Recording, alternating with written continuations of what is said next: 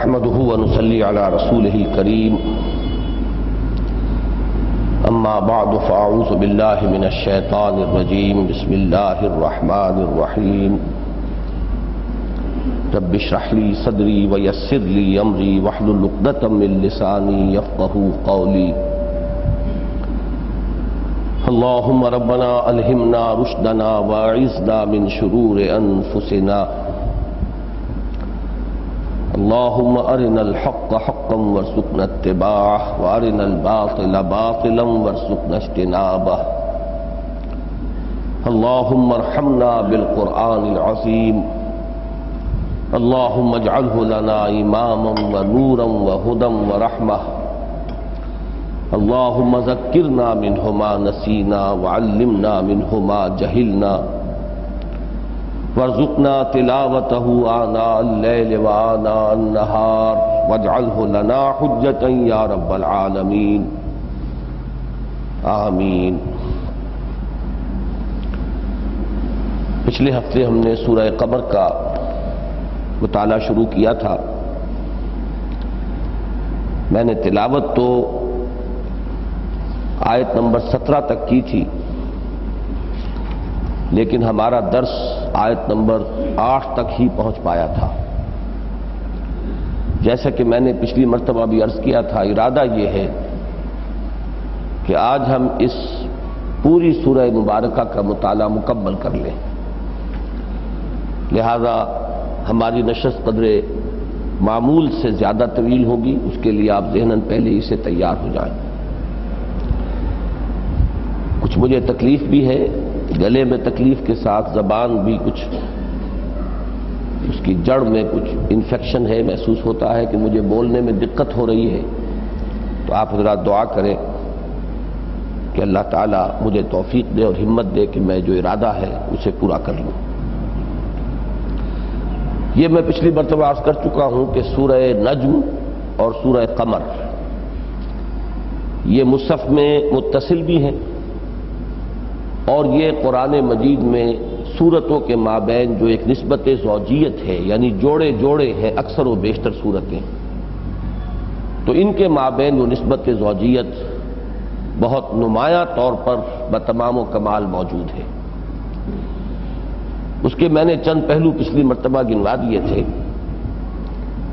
ایک جو آج کے درس کے اعتبار سے اہم ہے، اس کو دوبارہ ذہن میں تازہ کر لیں کہ سورہ نجم 62 آیات پر مشتمل تھی، لیکن اس میں صرف چند 4 یا 5 آیات ہیں جو انباء الرسل پر مشتمل ہیں، رسولوں کے حالات۔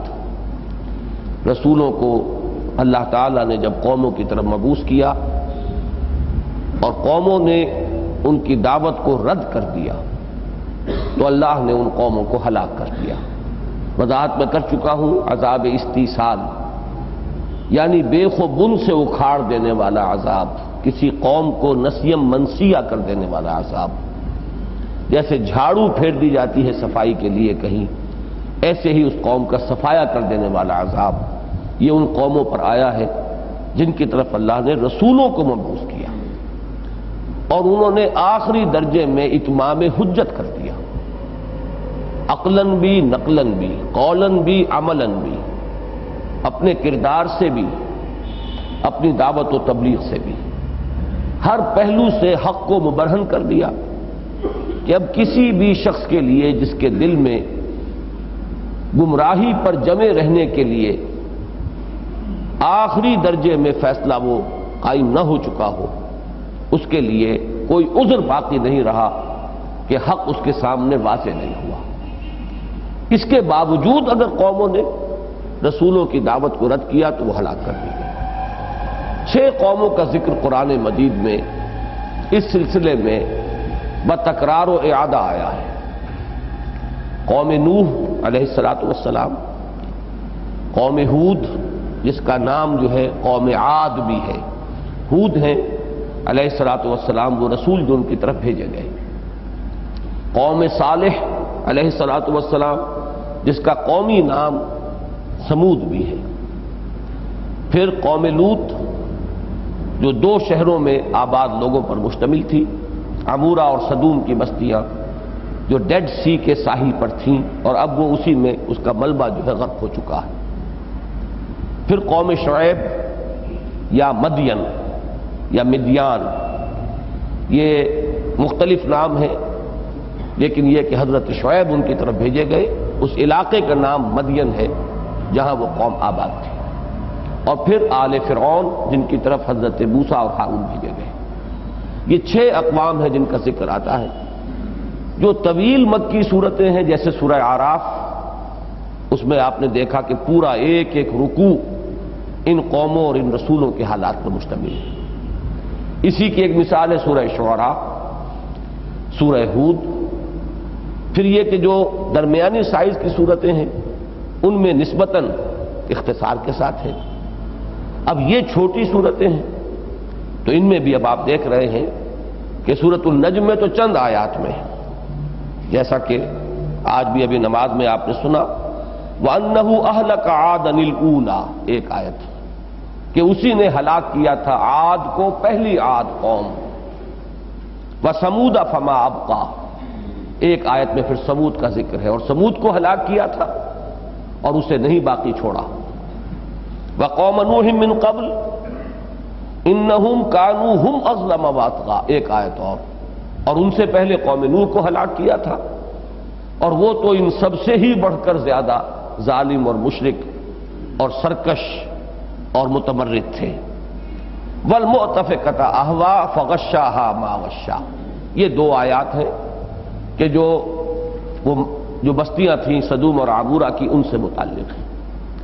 تو 4 رسولوں کا ذکر ہوا اور بہت مختصر ایک ایک آیت کے اندر. لیکن اس کے برعکس صورت اب آپ کے سامنے آ رہی ہے سورہ قمر میں کہ اس کی آیات ہے 55.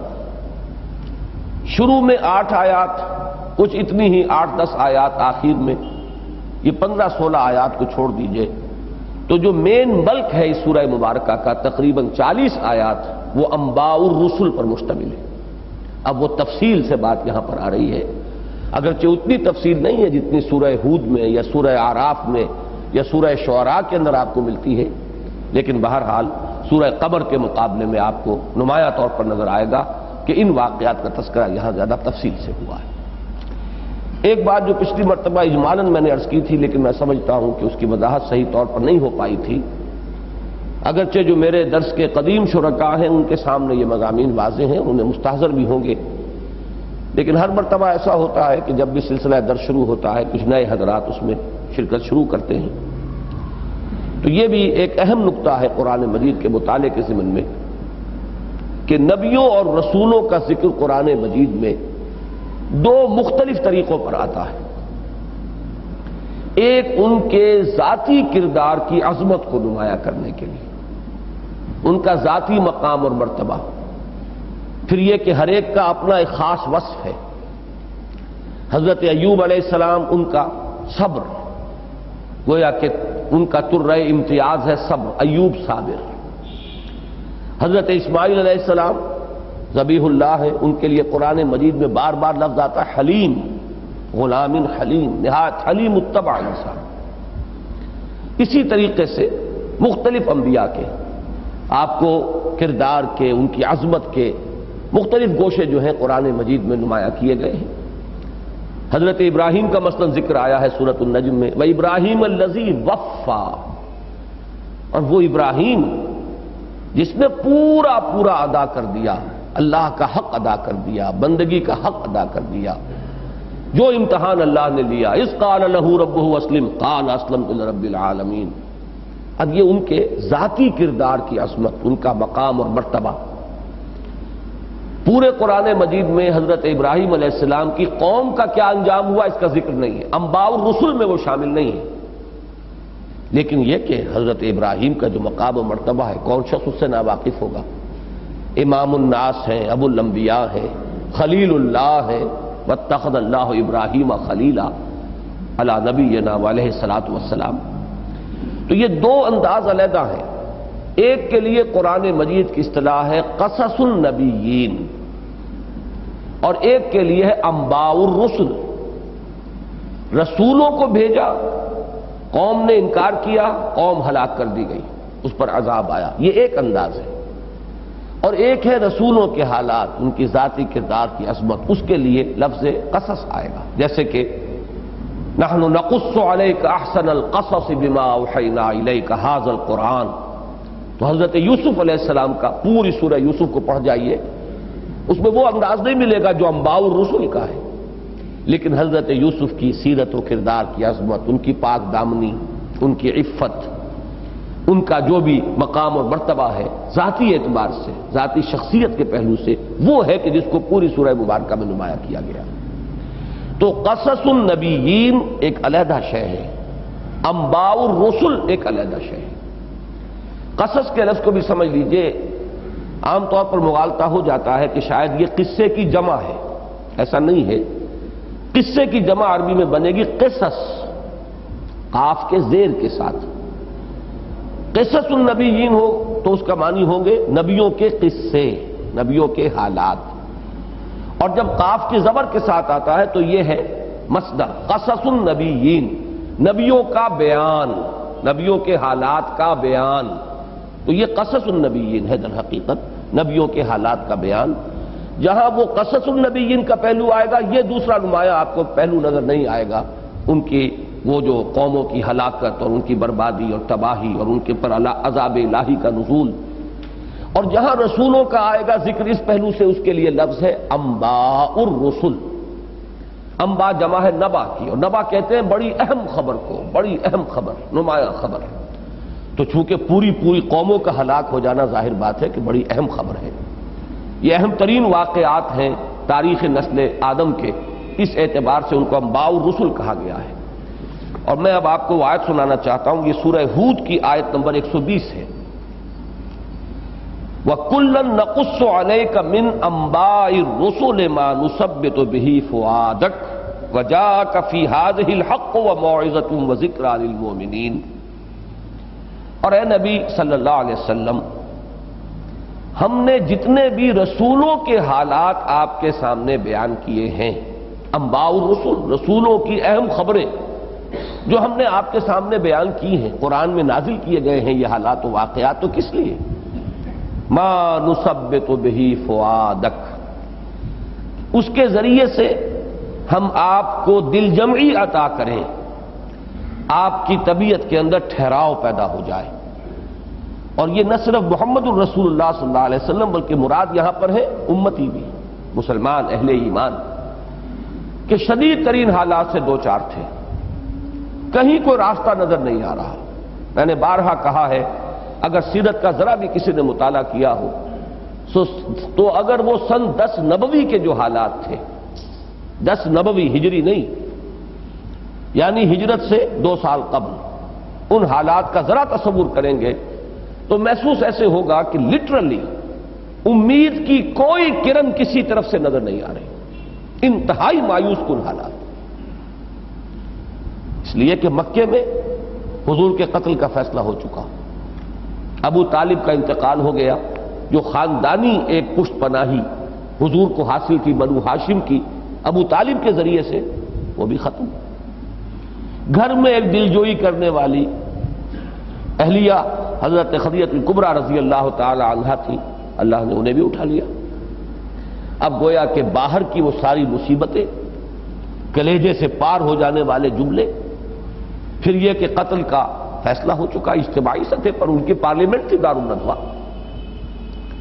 ان حالات میں انتہائی ملول اور دل گرفتہ ہو کر حضور طائف جاتے ہیں اس امید میں کہ شاید وہاں کے بڑے چودھری جو ہیں، بڑے سردار، ان میں سے کوئی ایمان لے آئے مجھ پر اور میرا ساتھی بنے، تو مجھے ایک موقع ملے کہ میں اپنی اس دعوت کا مرکز طائف کو بنا لوں۔ لیکن وہاں ایک دن میں جو کچھ ہوا ہے، ذاتی طور پر حضور صلی اللہ علیہ وسلم پر مکے میں 10 برس میں وہ نہیں ہوا تھا۔ پتھراؤ ہو رہا ہے، تالیاں بج رہی ہیں، فکرے ہر ایک نے، ان تینوں نے ایسے فکرے کہے ہیں کہ جو کلیجے سے پار ہو جانے والے، واپس آ کے مکے میں داخل نہیں ہو سکتے۔ اب جائیں تو کہاں جائیں؟ ایک وہ شعر ہے جو میں اس کیفیت کے لیے کوٹ کیا کرتا ہوں کہ کس طرف جاؤں، کدھر دیکھوں، کسے آواز دوں۔ اگرچہ دوسرا مصرع جو ہے وہ حضور کے شایان نشان نہیں ہے کہ اسے ہم پڑھیں، لیکن شعر کے اعتبار سے اس کی تکمیل کر رہا ہوں۔ کہ کس طرف جاؤں، کدھر دیکھوں، کسے آواز دوں، اے ہجوم نامرادی دل بہت گھبرائے ہیں۔ یہ حالت جو ہے، پہلا مصرع جو ہے 100% منطبق ہوتا ہے، جاؤں تو کہاں جاؤں، مکے میں داخل نہیں ہو سکتا، طائف گیا تھا وہاں یہ معاملہ ہوا، جاؤں تو کہاں جاؤں، کون سی جگہ ہے؟ مکے میں داخل ہوئے، ایک کافر، ایک مشرک کی پناہ لے کر، امان لے کر، مطعم بن عدی، جو اپنے 6 بیٹوں کو ہتھیار سے لا کر باہر آیا مکے سے اور حضور کو لے کر گیا، ورنہ مکے میں داخلہ ممکن نہیں تھا۔ تو کہاں سے کوئی روشنی کی کوئی کرن، کوئی امید کی کرن؟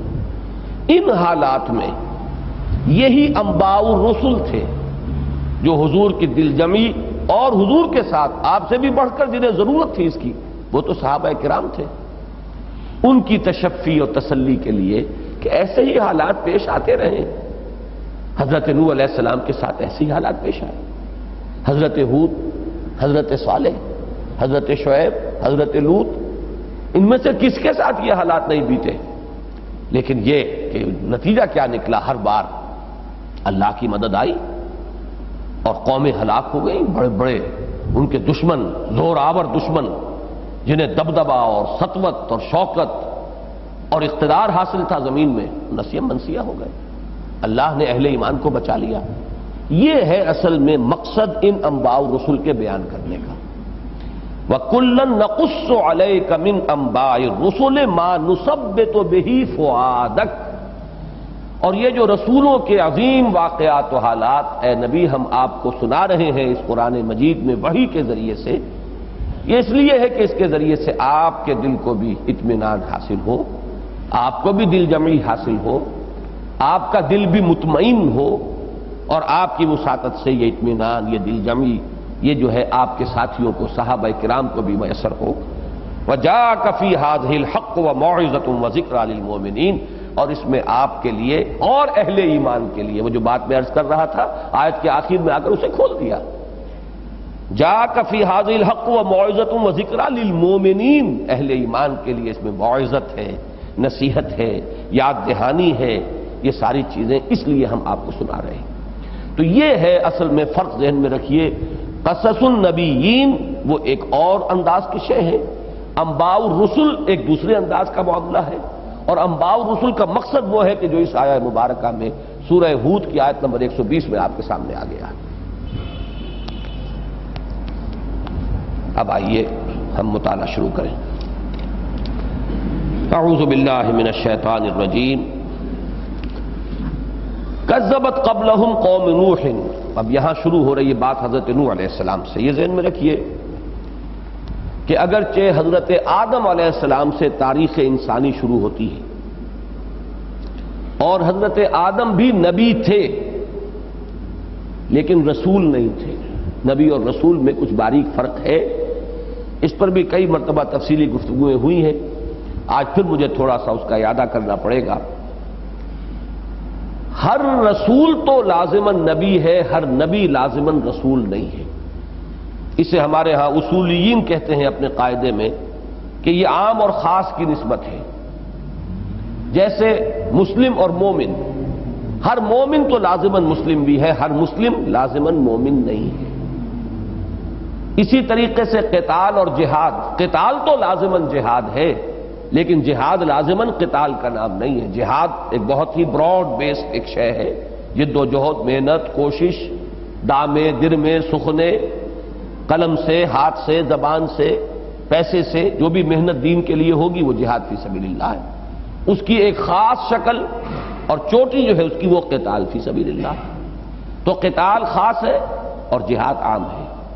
مسلمان جو بھی کلمہ شہادت پڑھ رہا ہے، نماز، روزہ، حج، زکوٰۃ، وہ اس کا تسلیم کرتا ہے، کوئی ایسی بات نہیں مانتا کہ جو دین کی بنیادی باتوں کی نفی کرتی ہو، وہ مسلمان ہے۔ لیکن ہر مسلمان مومن نہیں ہے، مومن وہ ہے جس کے دل میں یقین پیدا ہو چکا ہو۔ اسی طریقے سے معاملہ رسول اور نبی کا ہے کہ نبی عام ہے، اور ہمارے ہاں جو عام روایات مشہور ہیں کہ 1.25 لاکھ کے قریب انبیاء آئے، اور رسول خاص ہے تو ان کی تعداد بھی 313 آتی ہے روایات میں۔ تو رسولوں کی تعداد کم ہے، نبیوں کی تعداد بہت ہے۔ اب فرق کیا ہے ان کے مابین؟ اس میں بہت سی آراء ہیں۔ میں جس چیز پر کہ مطمئن ہوا وہی میں صرف بیان کر رہا ہوں، ورنہ وقت بہت گزر جائے گا، کہ جب کسی نبی کو تعین کے ساتھ کسی قوم کی طرف بھیجا جائے تو اب ان کی حیثیت رسول کی ہے۔ اگر ایسا نہیں ہے، تعین کے ساتھ کسی کی طرف مبعوث نہیں کیا گیا تو وہ نبی ہے۔ اور میں اس کو ایک سادہ مثال سے سمجھایا کرتا ہوں کہ ہمارے ہاں ایک کاڈر ہے، سی ایس پی کاڈر ہے، یہ ایک لیول ہے ہماری سروس کے ہاں۔ اب جو سی ایس پی ہے اسے اگر اپوائنٹ کیا گیا ڈی سی ساہیوال تو یہ اس کی اپوائنٹمنٹ کی حیثیت ہے یہاں پر کہ ڈی سی ساہیوال ہے وہ، لیکن ان کا بنیادی کاڈر کیا ہے؟ C S P officer. یہی سی ایس پی آفیسر جو اس وقت جو ڈی سی ساہیوال لگے ہوئے وہ کسی وقت کہیں ڈپٹی سیکریٹری یا سیکریٹری جو ہے سینٹرل گورنمنٹ میں آ جائیں گے، پروونشل گورنمنٹ میں آ جائیں گے۔ تو یہ جو ہے اپوائنٹمنٹس ہیں اور وہ ان کی حیثیت ذاتی ہے۔ حیثیت ذاتی جو ہے وہ ہے نبی، اور جب نبی بھیج دیا جائے کسی خاص قوم کی طرف، کسی خاص علاقے کی طرف، تو اب وہ رسول ہے۔ اب اس میں ایک فرق پڑ جاتا ہے، یہ بالکل ایسے ہے کہ جیسے اگر کوئی پولیس کا آدمی جا رہا ہو بغیر وردی کے اور کسی نے اسے قتل کر دیا یا کسی نے اس پر حملہ کیا تو یہ ایک عام مقدمہ بنے گا قتل کا۔ لیکن اگر وہ وردی میں ہے، پیٹی بندھی ہوئی ہے، پھر اس پر حملہ ہوا ہے تو یہ حملہ حکومت کے خلاف ہے، یہ صرف اس کے فرد کے خلاف نہیں ہے، یہ بغاوت کے درجے کی شے ہو جائے گی، اس لیے کہ اس وقت وہ یونیفارم میں ہے، اس وقت وہ ریپرزینٹ کر رہا ہے ایک حکومت کو، اس پر اس وقت اقدام جو ہے وہ کہیں زیادہ ایک گھناونا اور کہیں زیادہ بڑا جرم ہوگا بنسبت اس کے کہ اگر وہ شخص اس وقت یونیفارم میں نہیں ہے، ایک عام آدمی کی حیثیت سے جس گلی میں محلے میں رہتا ہے وہاں جھگڑا ہو گیا، کسی نے مار دیا۔ یہی معاملہ ہے نبیوں کے ضمن میں اور رسولوں کے ضمن میں کہ نبی کی قوم نفی کر دے، تردید کر دے، ان کی بات نہ مانے، کوئی ان کے کان پر، کوئی ان کی دعوت پر کان نہ دھرے، تو قوم کا ہلاک ہونا ضروری نہیں ہے۔ یہاں تک کہ اگر نبی کو قتل بھی کر دیا جائے تب بھی قوم کو سزا کا ملنا فوری طور پر کوئی لازم نہیں ہے۔ جیسے حضرت یحییٰ قتل کر دیے گئے، حضرت زکریا قتل کر دیے گئے، نبیوں کا قتل جو ہے قرآن مجید سے متعدد مقامات سے ثابت ہے۔ لیکن رسول وہ ان یونیفارم ہے، وہ اللہ کی طرف سے اپوائنٹڈ ہے، تو نمائندہ ہے اس آسمانی بادشاہت کا۔ جیسے کہ آپ کو معلوم ہے کہ سفیر کا قتل کر دینا گویا کہ اعلان جنگ ہے، رسول کو قتل کرنے کا جب فیصلہ کوئی قوم کر لیتی ہے تو یہ گویا کہ اس کی طرف سے اعلان جنگ ہے اللہ کے خلاف، اور اللہ تعالیٰ رسولوں کو پروٹیکٹ کرتا رہا ہے، کسی رسول کو قتل ہونے نہیں دیا گیا، بلکہ جب یہاں تک نوبت آتی تھی تو پھر قومیں ہلاک کر دی جاتی تھی، رسول کو بچا لیا جاتا تھا، اس لیے کہ وہ اس وقت اپنی صرف ذاتی حیثیت میں ایک اعلیٰ کردار کے انسان کی حیثیت نہیں رکھتے تھے، بلکہ اس وقت وہ اللہ کی اس آسمانی بادشاہت کے سفیر کی حیثیت سے اگر ان کے خلاف اقدام ہوتا ہے تو وہ گویا کہ کھلا چیلنج ہے اس آسمانی بادشاہت کے خلاف۔ آپ کو معلوم ہے سلسلہ جنگوں کا جو شروع ہوا ہے حضور کی حیات طیبہ میں، جو ملک عرب سے باہر جنگوں کا سلسلہ ہے، وہ تو اسی سے تو شروع ہوا ہے کہ حضور کے ایک ایلچی کو شہید کر دیا گیا۔ رومی سلطنت کا ایک باج گزار، غالباً غسان کا وہ امیر کہہ لیں، بادشاہ کہہ لیں، اس نے حضور صلی اللہ علیہ وسلم کا جو گرامی نامہ لے کر گئے تھے جو صحابی، انہیں شہید کر دیا۔ بس یہ اعلان جنگ تھا، اسی سے پھر جنگ موتا ہوئی، پھر اسی کے آگے جو سلسلہ ہے وہ جنگ تبوک کا ہے، یہیں سے سلسلہ جو ہے شروع ہو گیا۔ ورنہ جہاں تک کہ کسریٰ کا تعلق ہے، اس نے توہین بھی کی ہے، سب کچھ کیا ہے، لیکن اس نے سفیر کو قتل نہیں کیا، لہذا وہاں کوئی جنگ حضور کے زمانے میں شروع نہیں ہے، جنگوں کا سلسلہ شروع ہوا ہے روم کے ساتھ۔ یہ عجیب معاملہ ہے۔ بہرحال اس کو بھی ذہن میں رکھیے، چونکہ یہ مضمون یہاں آ رہا ہے اسی درس میں، کہ رسولوں کا معاملہ یہ خاص ہے کہ رسولوں کے بارے میں اللہ کی سنت ہے، وَلَقَدْ سَبَقَتْ كَلِمَتُنَا لِعِبَادِنَا الْمُرْسَلِينَ إِنَّهُمْ لَهُمُ الْمَنْصُورُونَ وَإِنَّ جُنْدَنَا لَهُمُ الْغَالِبُونَ۔ رسولوں کے باب میں ہماری یہ بات طے شدہ ہے، طے ہو چکی ہے کہ ان کی لازماً مدد ہوگی اور وہی غالب آ کر رہیں گے، وہ مغلوب نہیں ہو سکتے۔ اس رکوع میں بھی وہ لفظ آ رہا ہے۔ تو میں نے بات کہاں سے شروع کی تھی کہ اگرچہ پہلے نبی تو حضرت آدم ہیں لیکن پہلے رسول حضرت نوح علیہ السلام. حضرت آدم اور حضرت نوح کے مابین بھی بعض نام ملے ہمیں ملتے، حضرت شیس علیہ السلام، حضرت ادریس علیہ السلام، لیکن یہ بھی انبیاء ہیں. پہلے رسول جو ہے نوع انسانی کی طرف وہ حضرت نوح علیہ السلام ہے. تو جہاں بھی کہیں انباء الرسل کا ذکر ہوگا وہاں بات شروع ہوگی حضرت نوح علیہ السلام سے. سورہ مریم میں حضرت ادریس کا ذکر ہے اور مختلف مقامات پر. قرآن مجید میں حضرت شیس کا ذکر نہیں ہے لیکن تورات میں ہے. تو مختلف انبیاء تو حضرت آدم سے پہلے ہیں، خود حضرت آدم نبی ہیں، لیکن رسول جو ہے پہلے وہ حضرت نوح علیہ السلام ہے. لہذا بات ہمیشہ جہاں انباء الرسل کی آئے گی تو پہلا ذکر جو ہوگا حضرت نوح کا. کذبت قبلہم قوم نوح، جھٹلایا تھا ان سے پہلے نوح کی قوم نے علیہ الصلوۃ والسلام. فکذبوا عبدنا، تو انہوں نے جھٹلایا ہمارے بندے کو. یہ عبدنا کے لفظ پر ذرا توجہ کیجئے، اس میں بڑی شفقت ہوتی ہے. جب اللہ تعالیٰ کسی بندے کے لیے یہ لفظ استعمال کرتا ہے ہمارا بندہ، اس میں جو اپنائیت، جو اس میں ایک خاص شفقت، عنایت، لطف و کرم، ایک خصوصی نسبت کا جو ظہور ہوتا ہے اس لفظ میں، یہ کیفیات اتنی گاڑھی کسی اور لفظ میں آپ کو نہیں ملیں گی. اور یہ لفظ سب سے زیادہ کثرت کے ساتھ قرآن میں حضور کے لیے آیا، اور وہیں آیا ہے کہ جہاں پر حضور کا کو بہت اعلیٰ رتبہ بیان کرنا جو ہے وہ پیش نظر ہے. سبحان الذی اسری بعبدہ لیلا من المسجد الحرام الی المسجد الاقصی. واقعہ معراج، یہ رجب کا مہینہ گزر رہا ہے کہ معراج کا ذکر ہو رہا ہے، تو وہاں بھی اب عروج کتنا بڑا واقعہ ہے، تاریخ انسانی کا منفرد واقعہ ہے. لیکن اس کے لیے نسبت جو ہے یہ بھی ہو سکتی تھی سبحان الذی اسری برسولہ لیلا من المسجد الحرام الی المسجد الاقصی، یا سبحان الذی اسری بنبیہ لیلا من المسجد الحرام الی المسجد الاقصی. نہیں، سبحان الذی اسری بعبدہ. اس میں جو مٹھاس ہے، میں اس کو اپنے تاثرات کو صحیح الفاظ میں پیش نہیں کر پا رہا کہ جو مٹھاس اس میں ہے وہ کسی اور لفظ میں نہیں. اسی طریقے سے الحمدللہ الذی انزل علی عبدہ الکتاب ولم یجعل لہ عوجا تبارک الذی نزل الفرقان علی عبدہ لیکون للعالمین نذیرا. تو حضور کی یہ شان عبدیت جو ہے یہ بہت نمایاں ہے، اور مجھے بعض صوفیاء کے اس قول سے اتفاق ہے جس کو میرے خیال میں صحیح طور پر نہ سمجھنے کی وجہ سے بہت سے حضرات اس سے بہت بدکتے ہیں. بعض لوگوں کا کہنا یہ ہے کہ ولایت نبوت سے افضل ہے. اب اس جملے کا ان کے نزدیک کیا مطلب ہے، میں اس کی ضمانت دیے بغیر جو بات عرض کر رہا ہوں. ولایت کا تعلق جو ہے عبدیت کے ساتھ ہے، نبوت کا تعلق رسالت کے ساتھ ہے. تو جو ہستی نبی بھی ہے، رسول بھی ہے، عبد بھی ہے، ولی بھی ہے، ان سے بڑا ولی اللہ کون ہوگا؟ اب ان کی ذات میں جو یہ مختلف نسبتیں ہیں، ان میں نسبت ولایت و عبدیت کو بالا تری حاصل ہے نسبت نبوت و رسالت سے. یہ مقام عروج ہے. عبد جو ہے اپنے رب کے سامنے کھڑا ہوتا ہے، انی وجہت وجہی للذی فطر السماوات والارض حنیفا، جیسے کہ علامہ اقبال نے ریکنسٹرکشن میں کہا ہے کہ عبادت کیا ہے؟ انائے صغیر کا انائے کبیر کے روبرو آنا اور ہم کلام ہونا.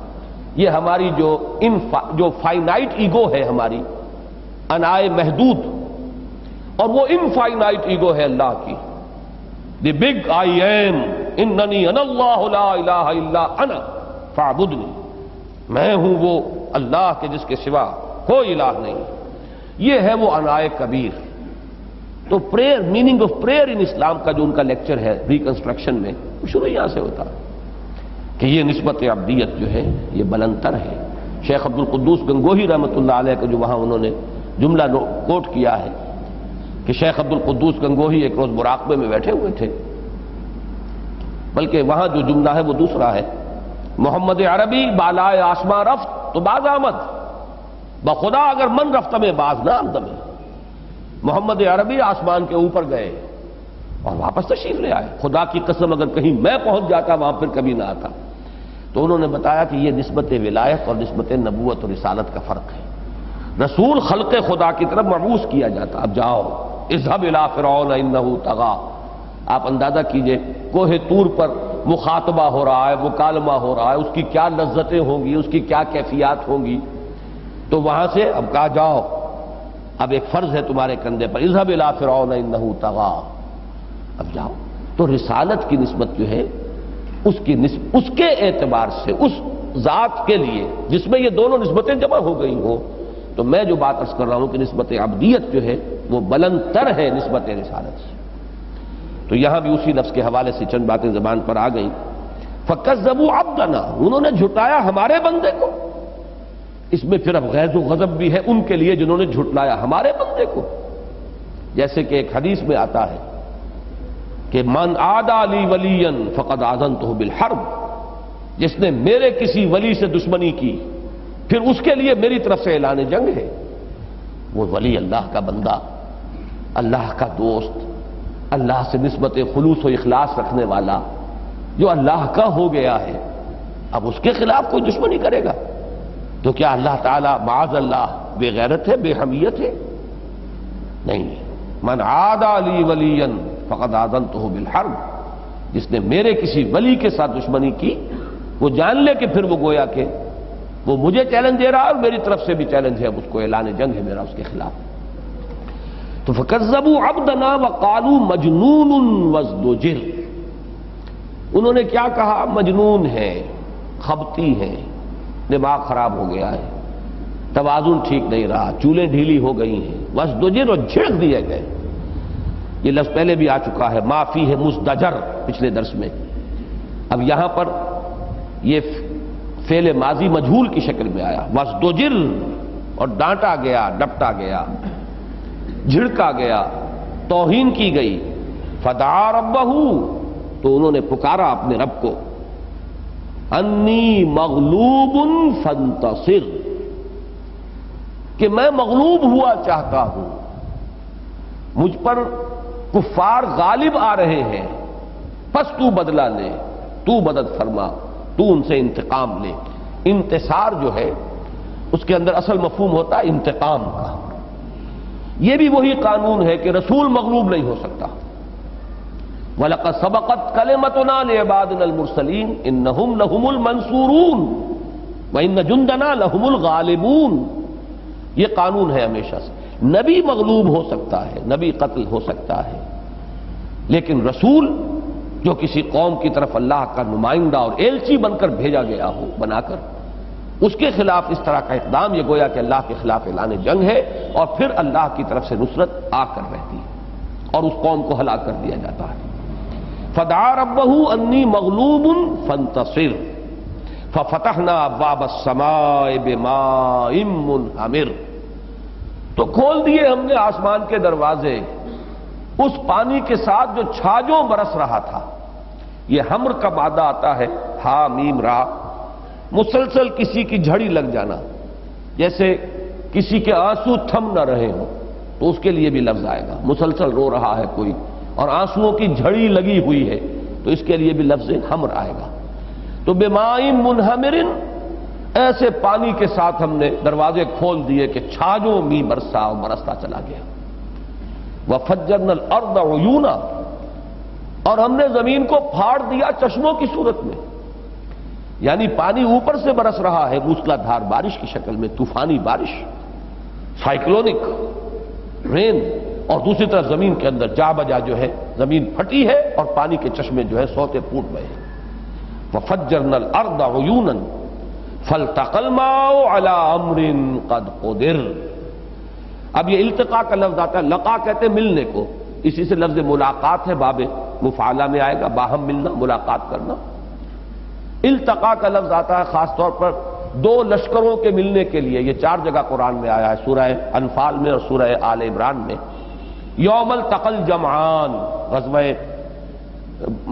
احد کے بارے میں بھی اور غزوہ بدر کے بارے میں بھی، جبکہ وہ 2 لشکر مٹ بھیڑ ان کی ہوئی، اور جب لشکر آپس میں پچھلی زمانے کی جنگ کا خیال کہ گتھم گتھا ہو جانا، ایک دوسرے کے اندر وہ لشکر جو ہے پیوست ہو جاتے ہیں، ایک دوسرے کی صفیں توڑتے ہوئے ایک دوسرے سے آگے نکل جاتے ہیں، اس کے لیے لفظ التقاء ہے باب افتعال سے. فالتقى الماء على امر قد قدر، نیچے زمین کے سوتے جو پھوٹے ہیں اور چشموں کا پانی جو ابلا ہے اور اوپر سے بارش جو ہے طوفانی بارش، یہ دونوں مل گئے، آپس میں گڑبڑ ہو گئے یہ دونوں پانی۔ اسی لیے بعض جو ہمارے تابعین کے حلقے کے اور ان کے زمانے کے جو مفسرین ہیں، انہوں نے یہاں پہ ما سے ماآن مراد لیا ہے، جیسے فالتقل جمعان، یوم التقل جمعان، تو دونوں پانی مل گئے، لیکن یہاں پر لفظ مفرد ہے لیکن اس کے مفہوم وہی ہے کہ وہ اوپر سے برسنے والا پانی اور نیچے سے ابلنے والا پانی، یہ دونوں مل گئے کس چیز کے لیے؟ علی امر قد قدر، ایک ایسے معاملے پر جمع ہو گئے کہ جو مقدر ہو چکا تھا، جو طے ہو چکا تھا، جس کا اندازہ ٹھہرایا جا چکا تھا۔ اب اس میں جو ہے ابہام ہے، بات کو واضح نہیں کیا کہ غرق کرنے کے لیے قوم کو، لیکن بعض جگہ پر اس طرح کا ابہام جو ہے اس میں بلاغت بہت ہوتی ہے کہ اب گویا کہ فل ان دی بلینکس، وہ کون سا معاملہ تھا سب کو معلوم ہے، تاریخ انسانی کا عظیم واقعہ ہے، تو بجائے اس کے کہ اس کو یوں بیان کیا جاتا صراحت کے ساتھ، تو اس میں کنایا اور ابہام جو ہے اس نے ایک فصاحت اور بلاغت کا مفہوم پیدا کیا کہ فالتقى الماء على امر قد قدر، اور امر نوٹ کیجئے تنکیر آتا ہے تفخیم کے لیے، بہت بڑی بات، فالتقى الماء على امر قد قدر، تو دونوں پانی مل گئے، بارش اور زمین سے ابلنے والا پانی آپس میں مل گیا ایک ایسی بات پر کہ جس کا اللہ کی طرف سے اندازہ ٹھہرایا جا چکا تھا، فیصلہ کیا جا چکا تھا۔ وَحَمَلْنَاهُ عَلَى ذَاتِ أَلْوَاحٍ وَدُسُرٍ، اور اٹھا لیا ہم نے اسے، اٹھایا، حمل حمال کہتے ہیں، پلے دار جو بوجھ اٹھا کر چلتا ہے حمال ہے، حمل نہ ہو اور ہم نے اٹھا لیا انہیں، یعنی حضرت نوح علیہ السلام، اور یہاں تفصیل نہیں ہے ان کے ساتھ ان کے اہل و عیال، سوائے یہ کہ ایک بیوی اور ایک بیٹا کہ جو مشرکین کے ساتھ تھے، باقی یہ کہ سب ان کے ساتھ ان کے گھر والے بھی تھے اور جو بھی ایمان لائے تھے، وما آمن معه الا قلیل، اور ان پر ایمان لانے والے نہایت قدر قلیل، گنتی کے چند لوگ تھے، تو ان سب کو اس کشتی کے اندر اٹھایا۔ اب کشتی کے لیے بھی دیکھیں یہاں پہ لفظ جو ہے کشتی نہیں لائے، اس میں بھی وہ ابہام۔ یہ صورتیں جو ہیں، یہ 7 صورتیں سورہ قاف سے لے کر سورہ واقعہ تک، یہ بات میں اس دفعہ بتانی بھول گیا، پہلے بارہا میں نے کہا ہے کہ یہ فصاحت و بلاغت اور ادبیت کی معراج ہے قرآن مجید میں، یہ 7 صورتیں، سورہ قاف، سورہ ذاریات، سورہ طور، سورہ نجم، سورہ قمر، سورہ رحمان، یعنی جس کو کہتے ہیں ایک تو ہے حسن معنوی، وہ تو ہر جگہ ایک ایک لفظ میں ہے، ایک ایک سطر میں ہے، ہر صفحہ جو ہے مصحف کا اس کا مرقع ہے، لیکن ایک حسن ظاہری ہوتا ہے، الفاظ کا در و بست ہو، شکو ہو، الفاظ بڑے خوبصورت ہوں، بندشیں بڑی ہی چست ہوں، صوتی آہنگ ہو، میوزک جو ہے اس کا ڈیوائن میوزک جو ہے بہت نمایاں ہو، ردم بڑا ہی دل پذیر ہو، یہ چیزیں جو ہے حسن ظاہری، اس کی معراج ہے یہ 7 صورتیں، اور یہی وجہ ہے کہ اگلی صورت جو ہے سورۃ الرحمن، اس کے لیے حضور نے جو لفظ اختیار کیا ہے کہ سورۃ الرحمن عروس القرآن، یہ قرآن کی دلہن ہے، جیسے دلہن کو آپ سجاتے ہیں، بناؤ سنگھار کرتے ہیں، بہتر سے بہتر لباس ہے، تو یہ قرآن مجید کی دلہن ہے اگلی صورت، باقی یہ وصف جو ہے مشترک ہے۔ اب یہاں بھی اکثر جگہ پر فلک کا لفظ آیا ہے، کشتی میں ہم نے اس کو بچا لیا، لیکن یہاں ذرا کشتی کی ذرا تشریح دیکھیے، وَحَمَلْنَاهُ عَلَى ذَاتِ أَلْوَاحٍ وَدُسُرٍ، اٹھایا ہم نے اسے اس شے پر جو تختوں اور میخوں کی بنی ہوئی تھی، اس میں وہ ردم بھی آیا، قافیہ بھی رہا، اور پھر یہ کہ وہ اس کشتی کی حیت ترکیبی کو بیان کیا گیا، کشتی کا لفظ نہیں لائے۔ لوح کہتے ہیں تختے کو، الواح اس کی جمع ہے، ظاہر بات ہے بڑے بڑے تختوں کو میخوں کے ساتھ جو ہے جوڑ کر ہی کشتی بنتی ہے۔ دسر کہتے ہیں عربی زبان میں کسی چیز کو قوت کے ساتھ دھکیلنا، تو آپ کو معلوم ہے کہ وہ میخ جو ہے اس کو آپ دھکیلتے ہیں لکڑی کے اندر اور زور سے اس کے اوپر جو ہتھوڑا مارتے ہیں، تو وہ دسر میخیں اور الواح، تختوں اور میخوں والی پر ہم نے انہیں اٹھا لیا۔ تجریب اعیننا، وہ چل رہی تھی پانی میں، بے اعیننا، ہماری نگاہوں میں، اس کے کیا معنی ہے؟ یعنی خاص ہماری حفاظت میں، ہماری نگرانی میں۔ اس طوفانی بارش میں کسی کشتی کا بچنا بھی ممکن نہیں تھا جب تک کہ کوئی خاص حکم ربی نہ ہو، اس لیے کہ بارش اوپر سے جس طور سے برس رہی ہو، اس میں کسی کشتی کا بچ جانا، وہ بھی تو معجزات ہی میں سے ہے، اللہ تعالیٰ کی اس خاص قدرت کا ظہور ہے۔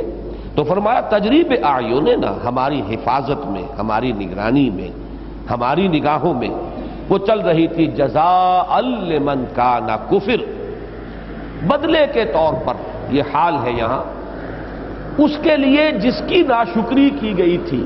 اب یہ لمن کان کفر کون ہے؟ حضرت نوح علیہ السلام، جن کی ناشکری کی گئی، ناقدری کی گئی، صحیح لفظ ہوگا، شکر کا لفظ جو ہے ہم اردو میں اس معنی میں بولتے نہیں ہیں، ناشکری، ناقدری، جس کی ناقدری کی گئی، ان کے لیے اللہ کے رسول 950 برس دعوت دیتے رہے، محسن ہیں، لوگوں کو بچانے کی فکر کر رہے ہیں، وارن کر رہے ہیں کہ تباہی آ کر رہے گی، تو لیکن یہ کہ ان کی ناقدری کی گئی، ناشکر پن کا اب جو کچھ ان کے ساتھ کیا گیا اللہ نے اس کو بدلہ دیا۔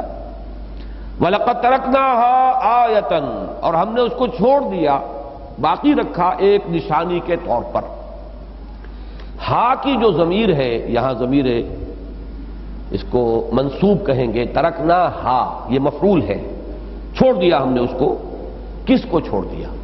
اکثر و بیشتر کی رائے تو مراد ہے کشتی، کہ اللہ تعالیٰ نے اس کشتی کو محفوظ رکھا ہوا ہے، کوئی وقت آئے گا کہ نوع انسانی جو ہے وہ اس کو دریافت کرے گی اور قرآن مجید کی حقانیت کا ایک اور ثبوت جو ہے وہ دنیا کے سامنے آ جائے گا، یہ عام خیال ہے۔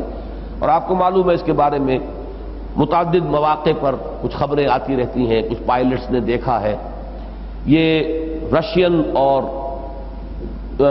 جو ترکی کا جو علاقہ جہاں مل جاتا ہے، وہاں کسی پہاڑ پر، اگرچہ وہ ترکی کے علاقے میں ہے لیکن ٹرکش سائڈ سے اس کے اوپر چڑھنے کا راستہ نہیں ہے، راستہ جو ہے وہ ہے رشین سائڈ سے، اور وہاں وہ اجازت نہیں دیتے، لیکن بعض پائلٹس کہتے ہیں کہ انہوں نے ایک پہاڑ کی چوٹی کے اوپر ایک کشتی نما شے دیکھی۔ تو اکثر و بیشتر تو لوگوں کی رائے یہی ہے کہ یہ اشارہ اس کی طرف ہے۔ باقی یہ ایک واقعے کی طرف بھی، اس واقعے کو ہم نے ایک نشانی کے طور پر نوع انسانی کے لیے باقی رکھا، اس لیے کہ اس واقعے کا ذکر جو ہے، جو بالکل منکرین ہے ہر شے کے اور ملحدین ہے، آپ کو ان کے ہاں بھی مل جائے گا۔ ایچ جی ویلز نے بھی اپنی کنسائز ہسٹری میں ذکر کیا ہے کہ ثبوت اس کا ملتا ہے کہ بہت بڑا سیلاب آیا ہے اور وہ بہت وسیع رقبے کے اوپر تھا، اور اس کی توجیہ بڑی عجیب و غریب ہے۔ اس نے توجیہ یہ کی ہے کہ میڈیٹرینین جو ہے، یہ بحر متوسط اس کو عربی میں کہتے ہیں، میڈیٹرینین سی، درمیانی متوسط، اس لیے کہ یہ ادھر یورپ، ادھر افریقہ، ادھر ایشیا، تو 3 بر اعظموں کے درمیان یہ البحر المتوسط ہے۔ میڈیٹرینین، میڈی انگریزی میں بھی یہ در حقیقت اسی کے لیے لفظ آیا ہے۔ ٹیرینز جو ہے ان کے درمیان میں یہ ایک بڑی سی جھیل ہے، اصل میں تو امریکہ میں جس سائز کی جھیلیں ہیں اس کے اعتبار سے اسے وہ 3-4 جھیلیں وہاں کی ملا لی جائیں تو وہ میڈیٹرینین سی بن جائے گا۔ اس کا کہنا یہ ہے کہ یہ جو مڈل ایسٹ کا علاقہ ہے، مغربی ایشیا کا، یہاں تھی قوم نوح آباد، اور خاص طور پر اس کا مسکن جو ہے وہ علاقہ ہے، یہ تحقیق جو ہے مجھے بھی اس سے اتفاق ہے کہ جو علاقہ اس وقت کردستان کہلاتا ہے، یہ 4 ملکوں کی سرحدوں پر ہے، یہ سنگم ہے 4 ملکوں کا، ادھر سے آرمینیا کہ جو رشیا کا علاقہ ہے، ادھر سے ایران، عراق اور ترکی، یہ 4 جو ہے، اسی لیے یہ کرد جو ہے اپنی آزادی کے لیے جنگیں کرتے ہیں اور خود اختیاری کے لیے، کہ یہ منقسم ہے، جیسے بلوچ کچھ بلوچستان میں ہے اور کچھ پاکستان میں ہے، کچھ افغانستان میں ہے، 3 ملکوں میں منقسم ہے۔ پٹھان ہے، افغانستان میں ہے، پاکستان میں ہے، پاکستان میں 2 صوبوں میں ہے، بلوچستان میں بھی ہے اور NWFP میں بھی ہیں۔ تو بہت سے اس طرح کی نیشنلٹیز ہیں دنیا میں جو اس وقت ڈیوائیڈڈ ہے ملکوں کے مابین، اور ان کے ہاں یہ تحریک چلتی ہے کہ ہمارا گریٹر بلوچستان ہو یا ہمارا پختونستان ہو، اسی طریقے سے وہ کردستان کے لیے، تو 4 ملکوں میں منقسم ہے، اور یہی علاقہ حضرت نوح علیہ السلام کی قوم کا ہے۔ تو ایچ جی ویلز کا کہنا یہ کہ یہ علاقہ نیچے تھا سطح سمندر سے، اور میڈیٹرینین سی کے ساتھ ساتھ، ساحل کے ساتھ ساتھ کوئی رج تھی، ایسی پہاڑی سلسلہ تھا کہ جس نے روکا ہوا تھا۔ اب بھی آپ کے علم میں ہوگا کہ کراچی کے بعض حصے جو ہیں وہ سطح سمندر سے نیچے ہیں، خدا نہ خواستہ ساحل کے ساتھ ساتھ جو اونچا علاقہ ہے اس میں کہیں اگر کوئی شگاف ہو جائے بڑا تو سمندر جو ہے وہ کراچی کو لے جائے گا، اس لیے کہ اس کے اکثر حصے، اسی لیے ڈرینیج کا پرابلم وہاں سب سے بڑا ہے کہ پانی تو بالآخر جانا سمندر میں ہے نا، کہاں لے کے جائیں گے اس کو؟ اور بعض علاقے جو ہیں وہ وہاں کے جو سطح سمندر سے نیچے ہیں، تو وہ پورا علاقہ ایچ جی ویل کا کہنا ہے کہ یہ سطح سمندر سے نیچے تھا، اور ایک وقت میں پھر وہ ساحلی جو پٹی تھی، جو رج تھی، اس کے اندر سے کہیں پانی جو آیا، جس کو قرآن مجید نے کہا فارت تنور۔ یہاں تو ہم نے پڑھا ہے فجور، فجرنا العیون، فجرنا الارض عیونا، جمع کا صیغہ ہے، لیکن بہت سے مقامات میں محسوس ہوتا ہے کوئی ایک جگہ ایسی تھی کہ جہاں سے پانی کا کوئی بہت بڑا ریلا آیا ہے، فارت تنور، تنور جو ہے ابل پڑا۔ تو ایچ جی ویلز کے قول سے یا اس کی جو بھی تحقیق ہے اس سے یہ الفاظ زیادہ مناسبت رکھتے ہیں، اور یہ اس کی ایک طبعی توجیہ ہوگی، فزیکل ایکسپلینیشن ہوگی، اگر اس کی وہ رائے درست ہے کہ پھر جو سمندر کا پانی آیا ہے اور اس نے سطح کو برابر کیا ہے، تو پھر جو کچھ سمجھ میں آ جاتی ہے ہر شے کہ اس طور سے اس کی توجیہ۔ لیکن اس وقت میں ذکر کر رہا تھا صرف اس اعتبار سے کہ یہ صرف تورات یا قرآن مجید ہی میں مذکور نہیں ہے، بلکہ یہ ایک بہت بڑا سیلاب جس نے ایک وسیع و عریض رقبے میں تباہی مچائی اور ہلاکت، اس کا ذکر جو ہے وہ آپ کو دوسرے اعتبارات سے بھی ملتا ہے۔ اس لیے ہو سکتا ہے ترکنا ہا میں مراد یہ واقعہ ہو، وَتَرَكْنَا ہا آیتن، ہم نے اسے ایک نشانی کے طور پر باقی رکھا۔ فَحَلْ مِن مُدَّكِرٍ، مدکر کے لفظ کو پہچانیے، یہ متذکر ہے۔ متذکر ذکر سے، ذکر کے معنی یاد دہانی، یاد کرنا، تذکیر کے معنی ہوگی یاد کرانا، اور تذکر کے معنی ہوگی یاد کرنا۔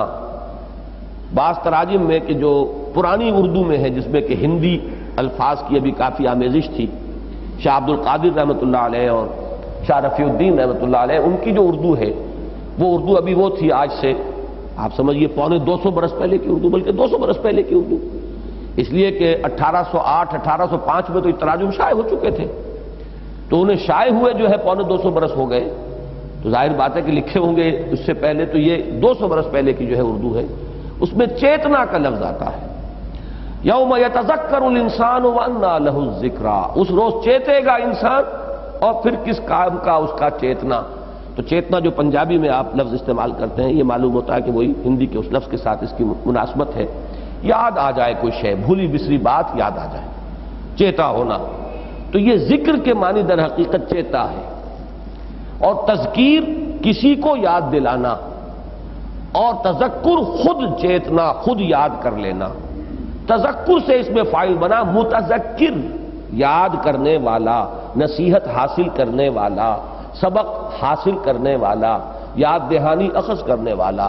متذکر، یہ تا اور زال یہ دونوں جڑ گئے ہیں اور یہ مدکر بن گیا ہے۔ یہ عربی زبان کا ایک قاعدہ ہے، صوتی اثرات جو ہیں اس طریقے سے جہاں قرب ہو تو ان کو جمع کر کے اور یہ ایک شکل جو ہے بن جاتی ہے۔ فَهَلْ مِن مُدَّكِرٍ فَكَيْفَ كَانَ عَذَابِي وَنُذُرِ۔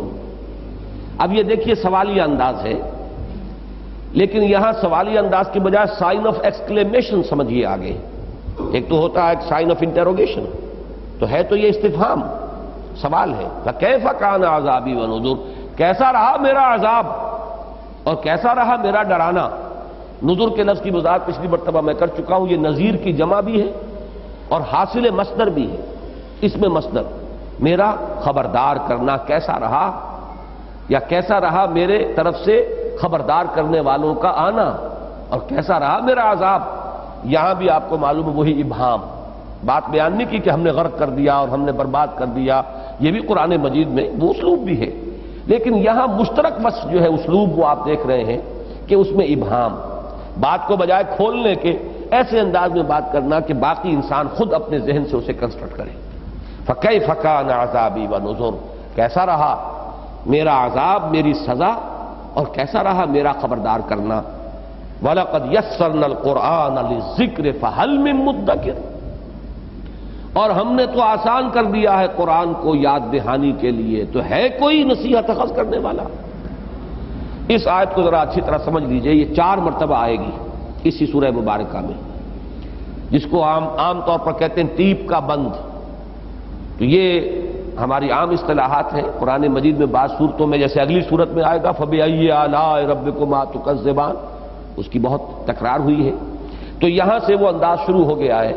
یہ اس سورہ مبارکہ میں وہ 4 مرتبہ یہ الفاظ آئیں گے، ہم نے قرآن کو آسان کر دیا ہے ذکر کے لیے، تو ہے کوئی نصیحت اخذ کرنے والا۔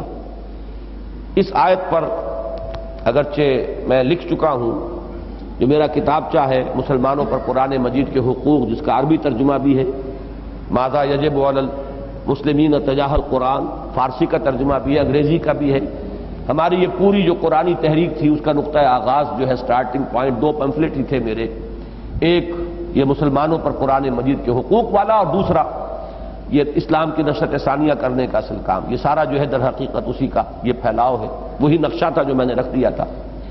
تو دو چیزوں کو پہچان لیجئے، ایک لفظ تدبر ہے اور ایک لفظ تذکر ہے۔ تذکر کے معنی ہے اصل سبق حاصل کر لینا، نصیحت اور یاد دہانی اخذ کر لینا۔ تدبر کے معنی ہے گہرائی میں اتر کر غور و فکر کرنا۔ تدبر قرآن کا جو ہے وہ انتہائی مشکل کام، اس لیے کہ اس کی گہرائی اتھاہ ہے، فیتھم لیس جسے آپ کہتے ہیں، اس کی تہ تک پہنچنا ممکن ہی نہیں۔ کتنا ہی آپ غوطہ زنی کیجئے، بقول اقبال کے قرآن میں ہو غوطہ زن ہے مرد مسلمان، کتنی غوطہ زنی کیجئے اس کی تہ تک نہیں پہنچ سکتے۔ پوری زندگیاں کھپا دیں، چاہے آپ زمخشری بن جائیں اور چاہے آپ رازی بن جائیں، قرآن مجید کی تہ تک نہیں پہنچ سکتے۔ لگ جائیے، پوری عمر لگا دیجیے۔ لا تنقضی عجائبہ ولا یشبع منہ العلماء ولا یخلق عن کثرت الرد، اس کے عجائب کبھی ختم ہی نہیں ہوں گے، علماء اس سے کبھی سیر نہ ہوں گے، اور کبھی اس کی بار بار کے پڑھنے سے طبیعت اکتائے گی نہیں۔ تو یہ قرآن کی شان ہے۔ تو تدبر قرآن کے تقاضے تو کچھ اور ہیں، میں تفصیل سے وہاں لکھ چکا ہوں، جن حضرات کو بھی شوق ہو وہ اس کا چیپٹر جو ہے تدبر اور تذکر والا، یعنی قرآن مجید کو سمجھنے کے یہ دو درجے ہیں۔ تذکر، نصیحت حاصل کر لینا، جیسے میں نے سادہ سی مثال سے سمجھایا ہے۔ 5ویں 6ٹھی جماعت میں ہمیں کوئی سٹوری پڑھائی جاتی تھی، تو سٹوری کے آخر میں مورل لیسن، اس سٹوری کا، اس کہانی کا حاصل کیا ہے، اس کا سبق کیا ہے، اس کا نتیجہ کیا نکلا، ہمیں اس سے کیا اخذ کرنا ہے۔ تو وہ جو مورل لیسن ہے یا جو وہ نصیحت ہے، جو اصل رہنمائی ہے قرآن کی، وہ قرآن مجید میں یوں سمجھیے کہ اس کی سطح پر رکھ دی ہے اللہ نے، اس کو گہرائی میں نہیں رکھا، اس لیے کہ معمولی استعداد کا آدمی بھی قرآن کو پڑھے گا تو وہ بھی اس بات کو پالے گا، اس لیے کہ اس کی ضرورت تو ہر شخص کو، عامی کو بھی ہے، خاص لوگوں آدمیوں کو بھی ہے، بغیر پڑھے لکھے لوگوں کو بھی ہے، اور علماء اور فضلاء اور فلاسفہ اور حکماء کو بھی ہے، سب کو ہے۔ لہذا اس کو تو آسان رکھا۔ میں اس کی مثال دیا کرتا ہوں کہ اگر سطح سمندر پر کوئی، اگر آپ کا آئل ٹینکر جو ہے وہ ٹوٹ جائے، لیک کر جائے، تو اب یہ سطح سمندر کے اوپر تیل کی ایک تہ ہوگی، وہ تیل نیچے نہیں جائے گا، وہ سطح سمندر کے اوپر ہے۔ تو اسی طریقے سے ذکر جو ہے قرآن کا، نصیحت، سبق، عبرت، جو اصل تعلیم ہے اس کی، جس کی ہر شخص کو ضرورت ہے، وہ سطح پر ہے۔ البتہ عقلاء اور علماء اور فضلاء اور حکماء، اب وہ اس کی گہرائیوں میں اترے، غوطہ زنی کریں، کبھی سیر نہیں ہوں گے، اس کے عجائبات کبھی ختم نہیں ہوں گے۔ اس کی وجہ کیا ہے؟ وہ در حقیقت مولانا امین حسن اصلاحی صاحب کا چونکہ یہ خاص مضمون ہے، انہوں نے اپنی تفسیر میں اس مقام پر بڑی بحث کی ہے، قرآن کس کس پہلو سے آسان ہے، یا تذکر کے لیے اس میں کون کون سے اسلوب ہیں، کئی چیزیں گنوائی انہوں نے۔ اس کا اسلوب بہت سادہ ہے، زبان بہت سہل ممتنع کی ہے، پھر اس میں تصریف آیات، ایک ہی مضمون کو مختلف پیرایوں کے اندر بیان کر کے اس کے مختلف گوشوں کو نمایاں کر دینے کا ایک انداز ہے جو اللہ نے اختیار فرمایا۔ پھر اس میں بڑی سادہ تمثیلات ہیں کہ مشکل مضامین جو ہیں ان کو سادہ تمثیلوں سے واضح کیا، لیکن میں حیران ہوا کہ اس میں اصل شے جو ہے مولانا اس وقت کہیں لکھتے ہوئے ان کی ذہن سے رہ گئی ہے۔ اصل شے جو ہے، جو تحصیل قرآن کی بنیاد ہے، وہ یہ ہے کہ اس کا بنیادی مضمون وہ ہے جو فطرت انسانی کا جانا پہچانا ہے، وہ ہماری اپنی فطرت کے اندر موجود ہے، اور لفظ ذکر کے ساتھ در حقیقت اس کی مناسبت ہے۔ ذکر کہتے ہی اسے ہیں کہ جو چیز معلوم تھی کسی وجہ سے ہمارے حافظے میں نیچی گہری اتر گئی، ذہول ہو گیا، نسیان ہو گیا، اب آپ نے یاد دہانی کرا دی، تو در حقیقت یہ ہماری فطرت کے اندر یہ چیزیں مضمر ہیں، یہ حقائق موجود ہیں۔ چنانچہ حضرت حافظ ابن قیم رحمہ اللہ، ان کا میں نے ایک مرتبہ میثاق میں ایک چھوٹا سا شذرہ جو ہے وہ میں نے ترجمہ کر کے شائع کیا تھا، جس کے یہ الفاظ ہیں کہ ایک سلیم الفطرت انسان جب قرآن کو پڑھتا ہے تو تو یوں محسوس کرتا ہے کہ قرآن اس کے لوح قلب کے اوپر لکھا ہوا ہے، وہاں سے پڑھ رہا ہے۔ یہ ہے اصل تاثیر کہ ہمارے اپنے اندر سے فطرت کی گواہی کو یہ در حقیقت ابھار کر لاتا ہے اوپر۔ اس لیے کوئی منطق آتی ہو کسی کو نہ آتی ہو، وہ لغت کا اور ان کا امام نحو کا امام ہو نہ ہو، ایک شرط ضرور ہے کہ اتنی عربی آتی ہو کہ ترجمے کا وہ درمیان میں حجاب نہ رہے، براہ راست کمیونیکیشن ہو، قرآن مجید کا نزول براہ راست آپ کے ذہن و قلب پر ہو رہا ہو، بواسطہ ترجمہ نہیں۔ وہ تو پھر بریک ہو جاتا ہے، اس میں انٹرولز ہو جاتے ہیں، پھر ٹکڑوں ٹکڑوں میں بات سامنے آتی ہے، اس کا تاثر وہ نہیں رہتا۔ وہ تاثر جو ہوتا ہے تسلسل کے ساتھ اگر قرآن مجید آپ کے ذہن و قلب کے سامنے آتا چلا جائے تو در حقیقت وہ آپ کی اپنی فطرت کے تاروں کو چھیڑتا ہے۔ نغمے اب وہاں سے نکلتے ہیں، نغمے بیتاب ہیں تاروں سے نکلنے کے لیے، ایک ذرا چھیڑ تو دے نغمہ مضراب حیات۔ یہ ہے در حقیقت تاثیر قرآن کا اصل پہلو۔ تو میں نے تذکر پر بھی گفتگو کی ہے اور ایمان بالقرآن کے ضمن میں بھی اس کتابچے میں میری یہ بحث موجود ہے، جو حضرات مزید شرح و بسط کے ساتھ دیکھنا چاہیں وہاں مطالعہ کر لیں۔ وَلَقَدْ يَسَّرْنَا الْقُرْآنَ لِلذِّكْرِ فَهَلْ مِن مُدَّكِرٍ۔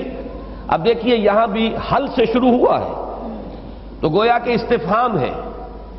یہ استفہام جو ہے یہ چیلنج کے انداز کا ہے، کوئی نصیحت اخذ کرنے والا؟ فَهَلْ مِن مُدَّكِرٍ، یعنی ہم نے تو حجت قائم کر دی ہے تمہارے اوپر، ہم نے قرآن کو آسان بنا دیا ہے، قرآن میں یہ استعداد رکھ دی ہے کہ وہ تمہارے اپنے فطرت کے مضمر حقائق کو اجاگر کر کے ابھار کر تمہارے شعور کی سطح پر لے آئے گا۔ تو لیکن یہ کہ نیت تو ہو، ارادہ تو ہو۔ اگر نیت میں فطور ہے، جیسے کہ کہا جاتا ہے کہ سوتے کو جگایا جا سکتا ہے، جاگتے کو کیسے جگایا جائے؟ اگر سب کچھ جان بوجھ کر بھی وہ جو من حرامی ہوا ہو تو یہ بات دوسری ہے بالکل، کہ پھر تو انسان نہیں جاگے گا۔ لیکن یہ کہ اگر کوئی بھی طبیعت کے اندر آمادگی ہے، حقیقت کی کوئی طلب ہے، ہدایت کی کوئی آرزو ہے، وَلَقَدْ يَسَّرْنَا الْقُرْآنَ لِلذِّكْرِ فَهَلْ مِن مُدَّكِرٍ، ہم نے تو قرآن کو سبق آموزی کے لیے، نصیحت اخذ کرنے کے لیے آسان بنا دیا ہے، تو ہے کوئی جو اس سے سبق حاصل کرے۔ کذبت عاد، مشکل جتنے مضامین اس سورہ مبارکہ کے تھے وہ آ گئے۔ انباء الرسل، قصص النبیین کا فرق، رسول اور نبی کا فرق۔ رسول کے بارے میں یہ قانون کہ اس کی لازماً نصرت ہوگی، انی مغلوب فانتصر، اور پھر یہ کہ ذکر کسے کہتے ہیں اور قرآن مجید کس اعتبار سے ذکر کے لیے نہایت آسان ہے۔ یہ انتہائی آسان ہے تذکر کے اعتبار سے، انتہائی مشکل ہے تدبر کے اعتبار سے۔ پوری عمر کھپا کر بھی کوئی شخص یہ نہیں کہہ سکتا کہ میں نے قرآن مجید کے فہم کا حق ادا کر دیا اور اب میں لے چکا جو اس میں ہے، اب اس میں کچھ اور باقی نہیں رہا، معاذ اللہ ثم معاذ اللہ۔ کذبت عاد فکیف کان عذابی ونذر، اب یہ تیزی کے ساتھ چلے گی بات۔ اسی طرح عاد نے جھٹلایا، وہ اہلک عاد الاولی جو آیا تھا سورۃ النجم میں، فکیف کان عذابی ونذر، تو کیسے رہا میرے سزا کا معاملہ، میرے عذاب کا معاملہ اور میرا انذار۔ انا ارسلنا علیہم ریحا صرصرا فی یوم نحس مستمر، ہم نے ان پر بھیج دی یا چھوڑ دی۔ ارسلنا جو ہے یہ دونوں معنی آتا، جیسے اگر کہیں شکار کے اوپر آپ کتا چھوڑے تو یہ بھی اس کے لیے بھی لفظ ارسال آئے گا۔ تو جیسے کہ ہوا، زوردار ہوا کا دباؤ کہیں تھا اور اللہ نے اس ہوا کو چھوڑ دیا، یہ چھوڑنا ہے۔ انا ارسلنا علیہم ریحا صرصرا، بڑی باد تند، بڑی تیز ہوا ہم نے ان کے اوپر چھوڑ دی۔ اور قرآن مجید میں 29ویں پارے میں آتا ہے 7 لیال و 8 ایام، 7 راتیں اور 8 دن وہ ہوا تیز و تند آندھی جو ہے وہ ان کے اوپر چلتی رہی۔ فی یوم نحس مستمر، ایک ایسے دن میں، ایک ایسے وقت میں۔ اب یہاں یوم کا لفظ جو ہے ایک دن کے لیے نہیں آئے گا، اس لیے کہ وہاں 7 لیال و 8 ایام آیا ہے۔ تو ایک ایسا وقت، ایک ایسا موقع جو کہ نہایت نحوست والا تھا اور مستمر، استمرار کہتے ہیں، ماضی استمراری اور حال استمراری، جس میں کوئی چیز جاری ہو، کر رہا تھا، جا رہا ہوں، تو وہ استمرار ہے۔ مسلسل کے ساتھ، تسلسل کے ساتھ وہ نحوست والی ہوا جو ہے وہ ان کے اوپر چلی۔ تنزع الناس، نزع کہتے ہیں کھینچ لینے کو، عالم نزع جب کہ انسان کی جان اس کے جسم میں سے کھنچ رہی ہو، یہ عالم نزع ہے۔ تنزع الناس، وہ کھینچتی تھی لوگوں کو۔ اب یہ نزع جو ہے خاص طور پر دیکھیے جیسے کسی پودے کو اکھیڑ لیا جائے، اور میں نے بیان کیا عذاب استیصال کی وضاحت میں کر چکا ہوں، کسی پودے کو جڑ سے اکھیڑ لینا، وہی لفظ یہاں لائے تنزع الناس، وہ لوگوں کو اکھیڑ رہی تھی، تیز ہوا اٹھا اٹھا کر پٹک رہی ہوگی انہیں۔ تنزع الناس کأنہم اعجاز نخل منقعر، گویا کہ وہ کھجور کے ایسے تنے تھے کہ جو جڑوں کے اکھیڑ لیے جائیں۔ قار کہتے ہیں کسی شے کی انتہائی جو نچلا حصہ ہو، تو منقعر کے دونوں معنی ہو سکتے ہیں، جو چیز گہرائی میں اتر جائے، اور یہ بھی کہ جو گہرائی سے اکھاڑ لی گئی۔ تنزع الناس کأنہم اعجاز نخل منقعر فکیف کان عذابی ونذر، کیسا رہا پھر میرا عذاب اور میرا انذار، میرا ڈرانا اور خبردار کرنا۔ وَلَقَدْ يَسَّرْنَا الْقُرْآنَ لِلذِّكْرِ فَهَلْ مِن مُدَّكِرٍ، ہم نے تو قرآن کو یاد دہانی کے لیے، سبق آموزی کے لیے آسان بنا دیا ہے، تو ہے کوئی نصیحت اخذ کرنے والا؟ یہ وہی انداز ہے جو غالب نے اختیار کیا ہے۔ کون ہوتا ہے حریف میں مرد افغن عشق، ہے مقرر لب ساقی پہ صلاح میرے بعد، تو حل من مدکر، ہے کوئی نصیحت اخذ کرنے والا؟ کذبت ثمود بالنذر، اسی طرح سمود نے، یہ سمود وہ قوم ہے جس کی طرف حضرت صالح علیہ السلام بھیجے گئے، انہوں نے بھی ڈرانے والوں کو، خبردار کرنے والوں کو۔ اب نذر جمع کیوں آیا ہے؟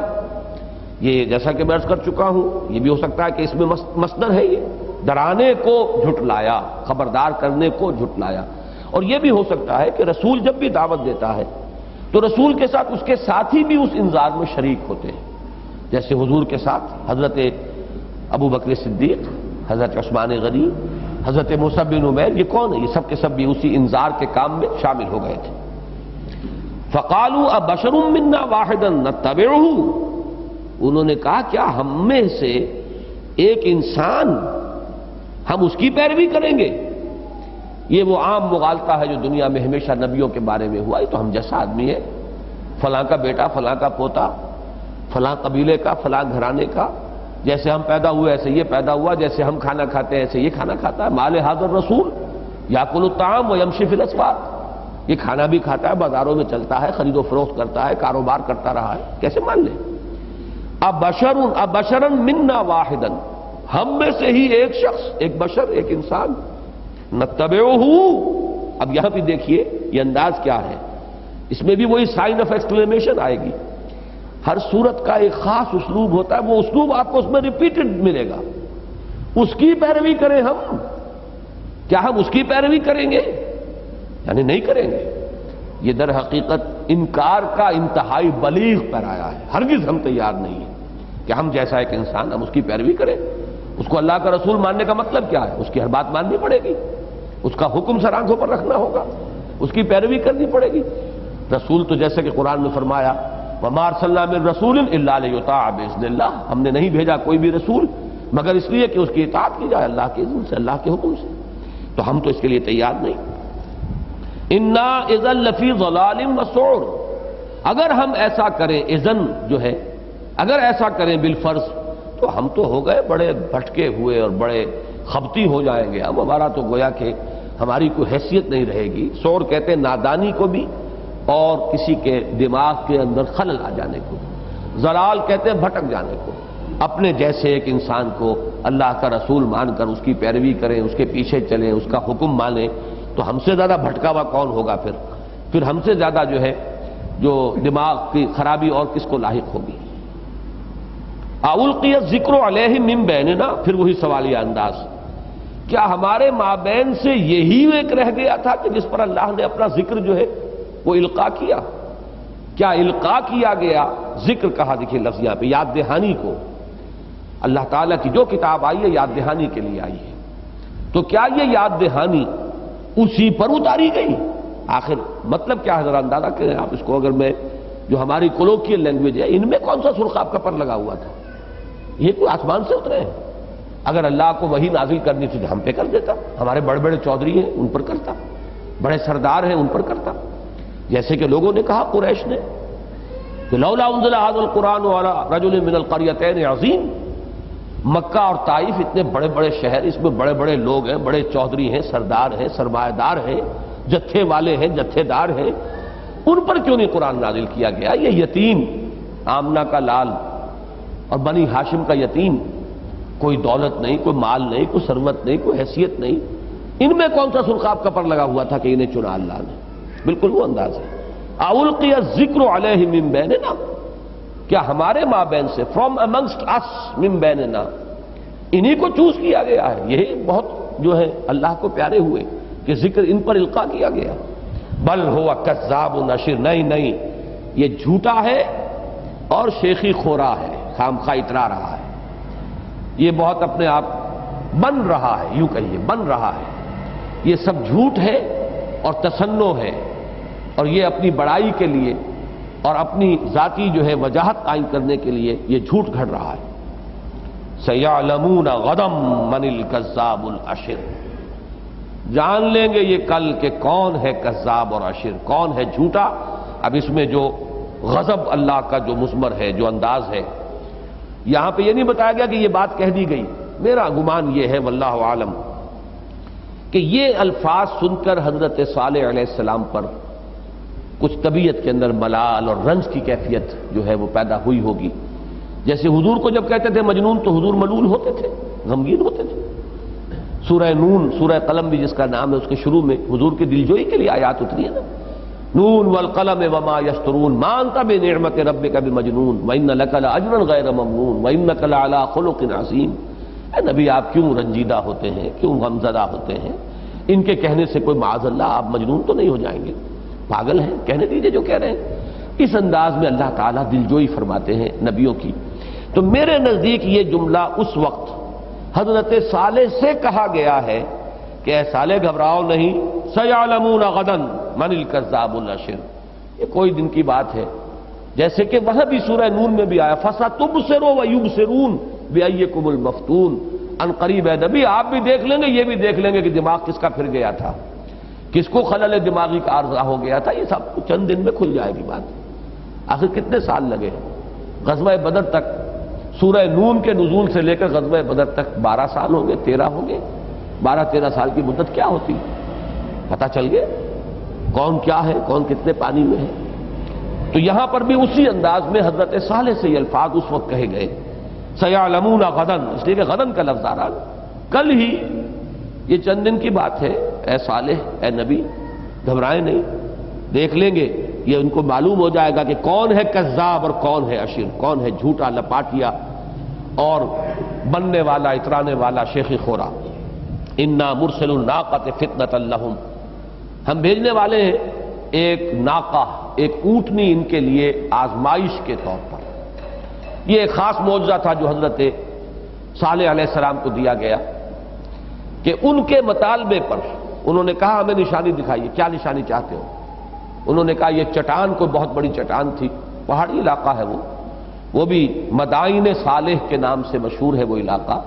غزوہ تبوک کے وقت حضور صلی اللہ علیہ وسلم اس علاقے سے گزرے ہیں اپنی فوج کو لے کر، اور اب بھی ان کے کھنڈرات موجود ہیں۔ پہاڑوں کے اندر انہوں نے تراش تراش کر اپنے لیے محل بنائے تھے۔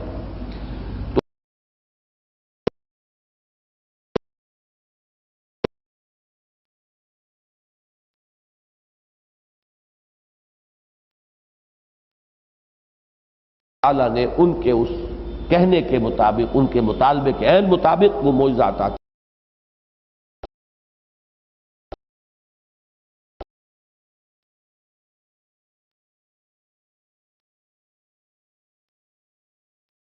تقیبہم، تو اے نبی، اے صالح علیہ الصلوۃ والسلام، اب ذرا آپ فرتقبہم واصطبر، ذرا صبر سے کام لیجئے اور ذرا نگرانی کیجئے، دیکھتے جائیے۔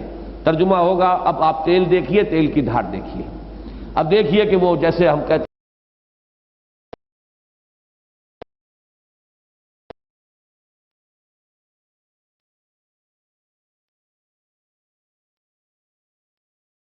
ہیں باب تفعیل ہے، تنبیہ،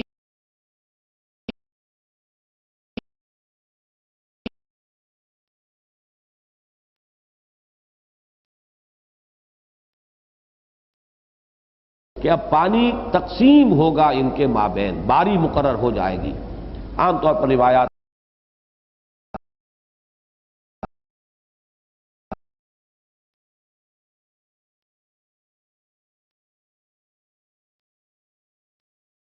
علیہ السلام کے ذریعے سے اللہ نے کہلوا دیا، ایک دن یہ اونٹنی پانی پیے گی اور ایک دن تمہاری تمام جو باقی جانور ہیں وہ پانی پیئیں گے۔ یہ تقسیم رہے گی۔ اب ظاہر بات ہے معجزہ ان کی نگاہوں کے سامنے ہوا، ان کے مطالبے کے مطابق ہوا، ان کو خوف اور دہشت تو تھی۔ پھر اونٹنی بھی وہ اونٹنی سی اونٹنی تھی جو پورے کنویں کو پی جاتی تھی۔ اس اعتبار سے حقیقت مبرہن ہو گئی، ہر چیز جو ہے ان کے سامنے دو اور دو چار کی طرح ہے۔ تو ان کو بتا دیجئے وَنَبِّئْهُمْ أَنَّ الْمَاءَ قِسْطٌ،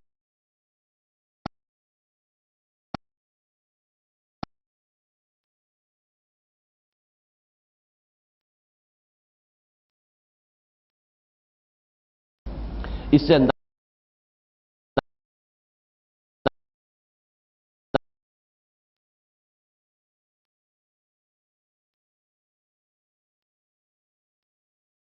وہ بڑا چودھری سرکش قسم کا اس قوم کا ابو جہل کہیے کہ انہوں نے اس کو پکارا اور فریاد کی کہ یہ تو ہم مارے گئے، ایک دن پوری جو ہے ہماری یہ اونٹنی جو ہے صالح کی یہ پانی پی جاتی ہے اور ہمارے جانور پیاسے رہتے ہیں۔ فَنَادَوْا صَاحِبَهُمْ فَتَعَاطَىٰ فَعَقَرَ، وہ تھا کوئی سرکش بہت ہی بد دماغ انسان کہ جس نے ہمت کی، آگے بڑھا، اس نے پکڑا اس اونٹنی کو اور اس کی کونچیں کاٹ دی، اسے ہلاک کر دیا۔ فَكَيْفَ كَانَ عَذَابِي وَنُذُرِ، اب یہ قرآن مجید کی دوسری صورتوں میں ہے پوری تفصیل، جیسا کہ کچھ آگے بھی آ رہا ہے، پوری قوم ہلاک کر دی گئی۔ تو کیسا رہا پھر میرا عذاب اور میرا خبردار کرنا؟ اِنَّا أَرْسَلْنَا عَلَيْهِمْ صَيْحَةً وَاحِدَةً فَكَانُوا كَحَشِيمِ الْمُحْتَظِرِ، ہم نے ان پر ایک چنگھاڑ بھیجی، کوئی کڑکا، کوئی بہت سخت قسم کا کڑکا آواز، یہ آواز بھی بہت بڑا عذاب بن سکتا ہے۔ اور آپ کو معلوم ہے سورہ اسرافیل ہی سے تو قیامت آئے گی۔ آج کا انسان آسانی سے سمجھ سکتا ہے، شاید پہلے لوگوں کی سمجھ میں نہ آتا ہو۔ آخر آواز جو ہے وہ ساؤنڈ ویوز ہے نا، اور اگر بہت شدید آواز ہو تو یہی ویوز جو ہے انرجی کی ایک فارم ہے، یہی انرجی جو ہے ہلچل پیدا کر دے گی۔ ویسے تو مشہور ہے، اللہ جانے کہ صحیح ہے یا غلط ہے، تان سین نے دیا روشن کیا تھا، وہ بھی اسی آواز ہی سے کیا تھا، لیکن آواز میں وہ طاقت ہے، قوت ہے، بہت زور کی آواز مسلسل آپ کو سننی پڑے۔ کبھی کبھی ایسا ہوتا ہے نماز پڑھ رہے ہوں اور لاؤڈ سپیکر کے اندر وہ جو ہے گونج شروع ہو جائے تو وہ 2-1 منٹ کے اندر جو ہے انسان کو جو حالت ہو جاتی ہے اس کا آپ کو اندازہ ہوگا کہ وہ اگر سننا پڑے اس لیے کہ فوراً بند نہیں کیا جا سکتا، سب نے نیت باندھی ہوئی ہے۔ تو اس سے اندازہ کیجئے وہ آواز، اِنَّا أَرْسَلْنَا عَلَيْهِمْ صَيْحَةً وَاحِدَةً، ایک ہی چنگھاڑ، ایک ہی کوئی بہت بڑی کڑک ہم ان کے اوپر بھیجنے والے ہیں، ہم نے بھیجی۔ فَكَانُوا كَحَشِيمِ الْمُحْتَظِرِ، تو وہ ہو کر رہ گئے باڑ لگانے والے کی باڑ کا چورا بن کر۔ یہ لفظ جو ہے میں حیران ہوا کہ تفسیر تدبر قرآن میں بہت بڑی غلطی ہوئی ہے، اس سے پہلے میں نے نوٹ نہیں کیا، یہاں پر بھی یہ حضرات کوئی ہوں تو ان کو بتا دیں کہ وہاں محتضر ضاد ہی سے لکھ دیا گیا ہے۔ اب یہاں پہلے آیا تھا محتضر، وہ تھا ضاد سے، اور یہ ہے محتضر زوئے سے، وا۔ محتضر جو ہے اس کے معنی بالکل اور ہیں۔ حزیرہ کہتے ہیں باڑ جہاں کسی چیز کو جمع کیا جائے۔ شاہ ولی اللہ دہلوی رحمۃ اللہ علیہ کا جنہوں نے کچھ بھی مطالعہ کیا، حزیرۃ القدس کی ایک اصطلاح ان کی بہت ہے کہ اللہ تعالیٰ کا ایک خاص عالم ہے اس کائنات کے اندر، عالم بالا میں، جہاں یہ فیصلے ہوتے ہیں آخری، حزیرۃ القدس ہے وہ عالم امر کی کوئی شے ہے، کوئی جگہ ہے، اللہ جانے۔ ہمارے لیے تو وہ چیزیں جو ہیں وہ کوئی ذاتی تجربے کی نہیں ہیں۔ ویسے یہ کہ ملائکہ مقربین یہ تو قرآن مجید میں آتا ہے جو بہت ہی قرب رکھنے والے ہیں۔ تو حزیرۃ القدس یہ ایک خاص اصطلاح ہے شاہ ولی اللہ دہلوی کے فلسفے کی۔ تو حزیرہ کہتے ہیں کوئی ایسی جگہ جہاں کچھ چیزوں کو جمع کر لیا گیا ہو، اور محتضر ہے وہ باڑا بنانے والا جس نے کہ جمع کیا کرنے کے لیے، جیسے کہ عام طور پر دیہات میں آپ دیکھیں گے کہ بھینسوں کا باڑا ہے، بھینسیں ہیں، بیل ہیں، ان کے وہ کانٹے دار جھاڑیوں کا لا کر اس کے گرد جو ہے وہ باڑ بنا دیتے ہیں۔ اب ظاہر بات ہے وہ کانٹے دار جھاڑیاں جو ہے کوئی مستقل وہ دیوار تو نہیں بن سکتی، کچھ عرصے کے بعد چورا چورا ہو جاتی ہے وہ، تو وہ جو چورا ہوئی کیفیت ہے وہ ہے حشیم، تو ہو کر رہ گئے جیسے کہ کسی باڑ والے کی باڑ چورا ہو کر رہ جاتی ہے۔ فَكَانُوا كَحَشِيمِ الْمُحْتَظِرِ وَلَقَدْ يَسَّرْنَا الْقُرْآنَ لِلذِّكْرِ فَهَلْ مِن مُّدَّكِرٍ، اور ہم نے تو قرآن کو آسان بنا دیا ہے سبق آموزی کے لیے اور حقیقت کو جاننے اور پہچاننے کے لیے، تو ہے کوئی جو نصیحت اخذ کرے۔ کذبت قوم لوط بالنذر، جھٹلایا لوط کی قوم نے بھی، اور یہ بات میں کئی مرتبہ عرض کر چکا ہوں کہ قوم لوط میں لفظ قوم مجازی ہے، حقیقی نہیں ہے۔ حضرت لوط اس قوم سے تعلق نہیں رکھتے تھے، جبکہ حضرت ہود قوم عاد ہی کے ایک فرد تھے، الی عاد اخاہم ہودا، اور اسی طرح حضرت صالح قوم سمود ہی کے ایک فرد تھے، جیسے کہ حضور صلی اللہ علیہ وسلم قریش ہی کے ایک فرد تھے، عربی ہی تھے نسل میں اور بنی اسماعیل میں سے تھے۔ لیکن حضرت لوط علیہ السلام جو ہیں وہ سدوم اور عمورہ کے رہنے والے لوگوں کے ہم قوم نہیں تھے، یہ تو حضرت ابراہیم علیہ السلام کے بھتیجے ہیں، ان کے ساتھ ہی عراق سے انہوں نے ہجرت کی تھی، اور وہاں سے شام ہوتے ہوئے پھر آ کر فلسطین میں جب آباد ہوئے حضرت ابراہیم علیہ السلام، پھر وہاں سے اللہ تعالیٰ کے حکم سے ان کو خاص طور پر رسول بنا کر اور سدوم اور عمورہ کی بستیوں کی طرف بھیجا گیا، تو مجازن قوم کہا جائے گا، وہ حقیقی لفظ نہیں ہے۔ کذبت قوم لوط بالنذر، جھٹلایا لوط کی قوم نے بھی انذار کو یا خبردار کرنے والوں کو۔ انا ارسلنا علیہم حاصبا الا آل لوط، ہم نے ان پر ایک ایسی آندھی بھیجی جس میں کہ پتھر تھے، تیز آندھی آ رہی ہو اور اس میں کنکریاں ہوں تو وہ کنکریاں بلٹس کا کام کریں گی، اس سے وہ قوم ہلاک کی گئی۔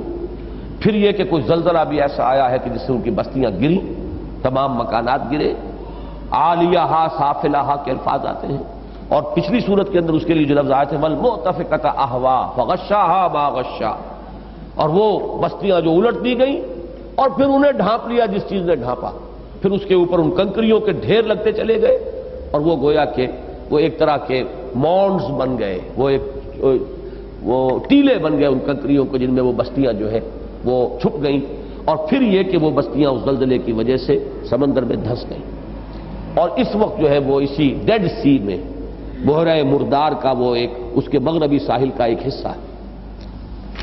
تو فرمایا انا ارسلنا علیہم حاصبا الا آل لوط، ہاں لوط کے گھر والے ان کو ہم نے بچایا، نجیناہم بسحر، ہم نے انہیں بچا لیا صبح کے وقت، تڑکے صبح، نعمت من عندنا، یہ ایک نعمت تھی ہماری طرف سے، ہمارا فضل ہوا، ہم نے انہیں بچایا۔ کذالک نجزی من شکر، بقیہ مختلف مقامات پر ذکر ہے کہ حضرت لوط کی بھی بیوی جو تھی، اور غالباً وہ اسی قوم کی فرد تھی، وہ جو بیوی تھی وہ مشرک رہی اور اپنی قوم کے ساتھ رہی، وہ ہلاک ہوئی ہے۔ کذالک نجزی من شکر، اسی طرح ہم بدلہ دیتے ہیں ان کو جو شکر گزاری کی روش اختیار کرتے ہیں۔ وَلَقَدْ أَنذَرَهُمْ بَطْشَتَنَا فَتَمَارَوْا بِالنُّذُرِ، اور اس نے تو ان کو خبردار کر دیا تھا ہماری پکڑ سے، ایسا نہیں تھا کہ ہم نے بغیر وارن کیے ان پر وار کیا ہو، ہم نے وارن کیا ہے، للکارا ہے، انذار کیا ہے، خبردار کیا ہے پورے طریقے سے۔ وَلَقَدْ أَنذَرَهُمْ، لوط نے علیہ الصلوۃ والسلام ان کے انذار کا حق ادا کر دیا تھا ہماری پکڑ کے ضمن میں۔ فَتَمَارَوْا بِالنُّذُرِ، تو وہ جھگڑتے ہی رہے، مین میخ ہی نکالتے رہے وہ انذار میں اور اس خبردار کرنے میں۔ وَلَقَدْ رَاوَدُوهُ عَنْ ضَيْفِهِ، اور انہوں نے تو چاہا تھا پھسلانا لوط کو اپنے مہمان سے، یعنی جو فرشتے آئے تھے حضرت لوط علیہ السلام کے پاس عذاب الہی کی خبر دینے کے لیے، اور یہ انہیں کہنے کے لیے کہ تم اب یہاں سے اس بستی سے نکل جاؤ، صبح سے پہلے پہلے یہاں عذاب آنے والا ہے۔ وہ نہایت خوبصورت لڑکوں کی شکل میں اللہ تعالیٰ نے ان فرشتوں کو بھیجا تھا، یہ آخری حجت ان پر قائم کرنے کے لیے کہ وہ پھر جس طریقے سے ان کے اندر وہ بدکاری کا جو وصف راسخ ہو چکا تھا اس کی وجہ سے انہوں نے پوری کوشش کی کسی طرح لوط ہمیں یہ جو لڑکے ہیں خوبصورت یہ ہمارے حوالے کر دے۔ وَلَقَدْ رَاوَدُوهُ عَنْ ضَيْفِهِ فَطَمَسْنَا أَعْيُنَهُمْ، بعض روایات میں آتا ہے کہ حضرت لوط علیہ السلام، تو یہ تو تفصیل قرآن میں بھی ہے کہ بہت دل گرفتہ ہوئے کہ میرے مہمانوں کے ساتھ اب یہ لوگ جو ہیں باز آنے والے نہیں ہیں، ان کے دماغوں کے اوپر شیطانی جنون سوار ہے، تو بڑے ملول تھے، تو فرشتے نے کہا کہ آپ گھبرائیں نہیں، یہ ہمارے قریب نہیں آ سکتے. اور ایک فرشتے نے ذرا اپنا ہاتھ یوں پھیلایا ہے اور اس سے ان سب کی بینائی سلب ہو گئی. یہ ہے جس کا ذکر کیا گیا ہے. فَطَمَسْنَا أَعْيُنَهُمْ، ہم نے ان کی نگاہوں کو برابر کر دیا، ان کی آنکھوں کو مٹا دیا. فَذُوقُوا عَذَابِي وَنُذُرِ، اور یہ گویا کہ اس وقت الفاظ کہے گئے اب چکھو میرا عذاب اور میرے انذار کا انجام، اپنی شامت اعمال. وَلَقَدْ صَبَّحَهُمْ بُكْرَةً عَذَابٌ مُسْتَقِرٌ. صبح یصبح صبح سے باب تفعیل ہے. عام طور پر عرب میں جب لوٹ مار ہوتی تھی تو جن کو آپ انگریزی میں کہتے ہیں small hours of the morning, یہ جو انتہائی غفلت کا وقت ہوتا ہے. آپ کو معلوم ہے کہ مریض انتہائی تکلیف میں ساری رات اس کی گزری ہو، لیکن صبح کو آ کے 4 بجے 5 بجے اس کے اوپر ایک آتا ہے اطمینان کا کچھ نہ کچھ وقت، اسے نیند آ جاتی ہے، کچھ نہ کچھ سوتا ہے. مریض کتنا ہی تڑپا ہو رات بھر، لیکن یہ کہ صبح کو کچھ نہ کچھ، تو وہ غفلت کا وقت ہوتا ہے.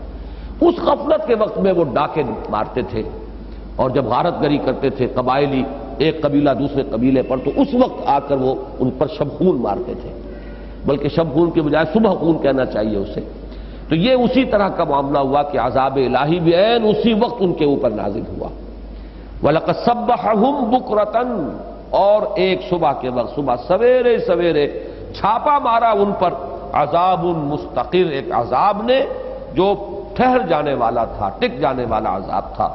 وہاں آیا اور پھر یہ نہیں کہ ایک جھونکا آئے اور گزر جائے، بلکہ وہ عذاب آیا اور اس عذاب نے وہاں ڈیرے لگا لیے. فَذُوقُوا عَذَابِي وَنُذُرِ، تو چکھو اب میرے عذاب کا مزہ اور میرے خبردار کرنے کا انجام.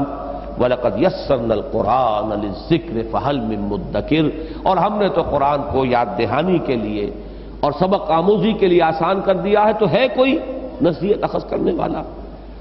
وَلَقَدْ جَاءَ فِرْعَوْنَ النُّذُرُ، اور ہم نے آل فرعون کے پاس بھی بھیجے اپنے ایلچی، اپنے خبردار کرنے والے، یا ہم نے آیا فرعون کے پاس بھی ہمارا انذار. نذر کے معنی دونوں جو میں نے عرض کیے ہیں تو دونوں ترجمے ہو سکتے ہیں. کذبوا بآیاتنا کلھا، انہوں نے جھٹلا دیا ہماری ساری آیات کو. یہ آیات جو ہے 9 نشانیاں مشہور ہیں حضرت موسیٰ علیہ السلام کی، جس کا کہ سورہ بنی اسرائیل کے آخر میں ذکر ہے، اور تفصیل اس کی جو ہے وہ سورہ اعراف میں ہے. 2 تو معجزے وہی تھے انیشل جو دے کر حضرت موسیٰ علیہ السلام کو بھیجا گیا ہے کہ اب جاؤ یہ 2 نشانیاں لے کر، اذھبا بآیاتنا، اب ہماری یہ نشانیاں لے کر تم دونوں بھائی جاؤ. تم دونوں کو ہم نے رسالت کے منصب پر فائز کیا. ایک عصا کا معجزہ اور ایک وہ جو ید بیضا کا معجزہ ہے. پھر جو نشانیاں دکھائی گئی ہیں، کبھی ٹڈی دل آیا ہے ان پر، کبھی قحط ہو گیا ہے، کبھی خون کا ان کے اوپر جو ہے بارش ہوئی ہے، کبھی سیلاب آ گیا ہے، تو مختلف نشانیاں. تو فرمایا کہ انہوں نے کذبوا بآیاتنا کلھا، ہماری تمام آیات کو جھٹلا دیا. فاخذناہم اخذ عزیز مقتدر، تو ہم نے پکڑا انہیں، اور وہ پکڑنا تھا ایک بڑے زبردست با اختیار قوت والے کا پکڑنا. یعنی یہ نہیں کہ ایک کسی کو سزا دینا چاہے نہ دے پائے، کسی کے لیے وارنٹ گرفتاری ایشو تو ہو جائے لیکن گرفتاری بالفعل نہ ہو. اخذ عزیز مقتدر، صاحب قدرت اور صاحب اختیار ہستی کا پکڑنا پکڑا. اب یہاں سے انباء الرسل جو ہے اس کا سلسلہ تو ختم ہو گیا. اب گفتگو شروع ہو رہی ہے قریش سے، کفار مکہ سے، مشرکین جو محمد الرسول اللہ صلی اللہ علیہ وسلم کے مخاطبین تھے. اکفارکم خیر من اولئکم، کیا تمہارے کافر بہتر ہیں ان کافروں سے؟ یعنی اگر ہم نے آل فرعون کو نہیں بخشا، اگر ہم نے قوم عاد کو نہیں بخشا، اگر ہم نے قوم سمود کو نہیں چھوڑا، وَثَمُودَ فَمَا أَبْقَى جو سورۃ النجم میں آیا، اور ہلاک کیا سمود کو اور نہیں باقی چھوڑا، تو آخر تمہارے اندر اب یہاں وہ لفظ جو ہے یہاں پلٹ کر آئے گا وہ محاورہ، تم میں کون سا سرخ آپ کا پر لگا ہوا ہے کہ قدرت خداوندی اور اللہ تعالیٰ کی سنت اور اس کا قانون جو ہے وہ تمہارے بارے میں بدل جائے گا. اکفارکم خیر من اولئکم، کیا تمہارے کافر، تمہارے متمرد، تمہارے یہ مشرک، تم میں سے جو لوگ کفر پر اڑ گئے ہیں، کیا یہ بہتر ہیں کسی اعتبار سے ان سے؟ ام لکم براءۃ فی الزبر، یا تمہارے لیے کوئی براءت لکھی ہوئی ہے اگلی کتابوں میں، کوئی چھوٹ لکھی ہوئی ہے؟ وہ اللہ کی طرف سے ضمانت ہے کہ عذاب صرف قوم نوح اور قوم ہود اور قوم صالح اور قوم لوط پر آئے گا اور تم پر نہیں آئے گا؟ یا تو اب دو ہی رستے ہو سکتے ہیں، یا تو تم بہتر ہو ان سے، یا بہتر تو نہیں ہو لیکن تمہیں کوئی خاص کنسیشن ملا ہوا ہے، تمہیں اللہ تعالیٰ کی طرف سے کوئی خاص ضمانت ملی ہوئی ہے۔ یہ دونوں کے دونوں اگرچہ پھر وہ استفہام ہے، لیکن استفہام انکاری اس کو کہیں گے، نہیں ہے ایسا، نہ تم ان سے بہتر ہو اور نہ ہی تمہارے پاس اللہ کی طرف سے کوئی ضمانت جو ہے وہ موجود ہے کسی کتاب کے اندر کہ تمہارے لیے کوئی استثنائی سلوک ہوگا۔ اب تیسری شکل کیا ہے؟ اب غور کیجئے، ام یقولون نحن جمیع منتصر، اے نبی کیا ان کا یہ خیال ہے؟ دیکھیے پہلی آیت میں ان سے براہ راست خطاب تھا، اکفارکم خیر من اولئکم ام لکم براۃ فی الزبر۔ یہ اسلوب ہے قرآن کا کہ مشرکین سے، جن سے اللہ تعالیٰ کلام کرنا پسند ہی نہیں کرتا، جسے ہم کہتے ہیں محاورے میں منہ لگانا پسند نہیں کرتا، ایک بات کہتے ہی فوراً رخ جو ہے اب حضور کی طرف، اور ان کا ذکر اب ہو رہا ہے غائب کے صیغے میں، ام یقولون، اے نبی کیا ان کا یہ خیال ہے؟ یقولون کیا یہ کہتے ہیں، مراد کیا ان کا یہ خیال ہے؟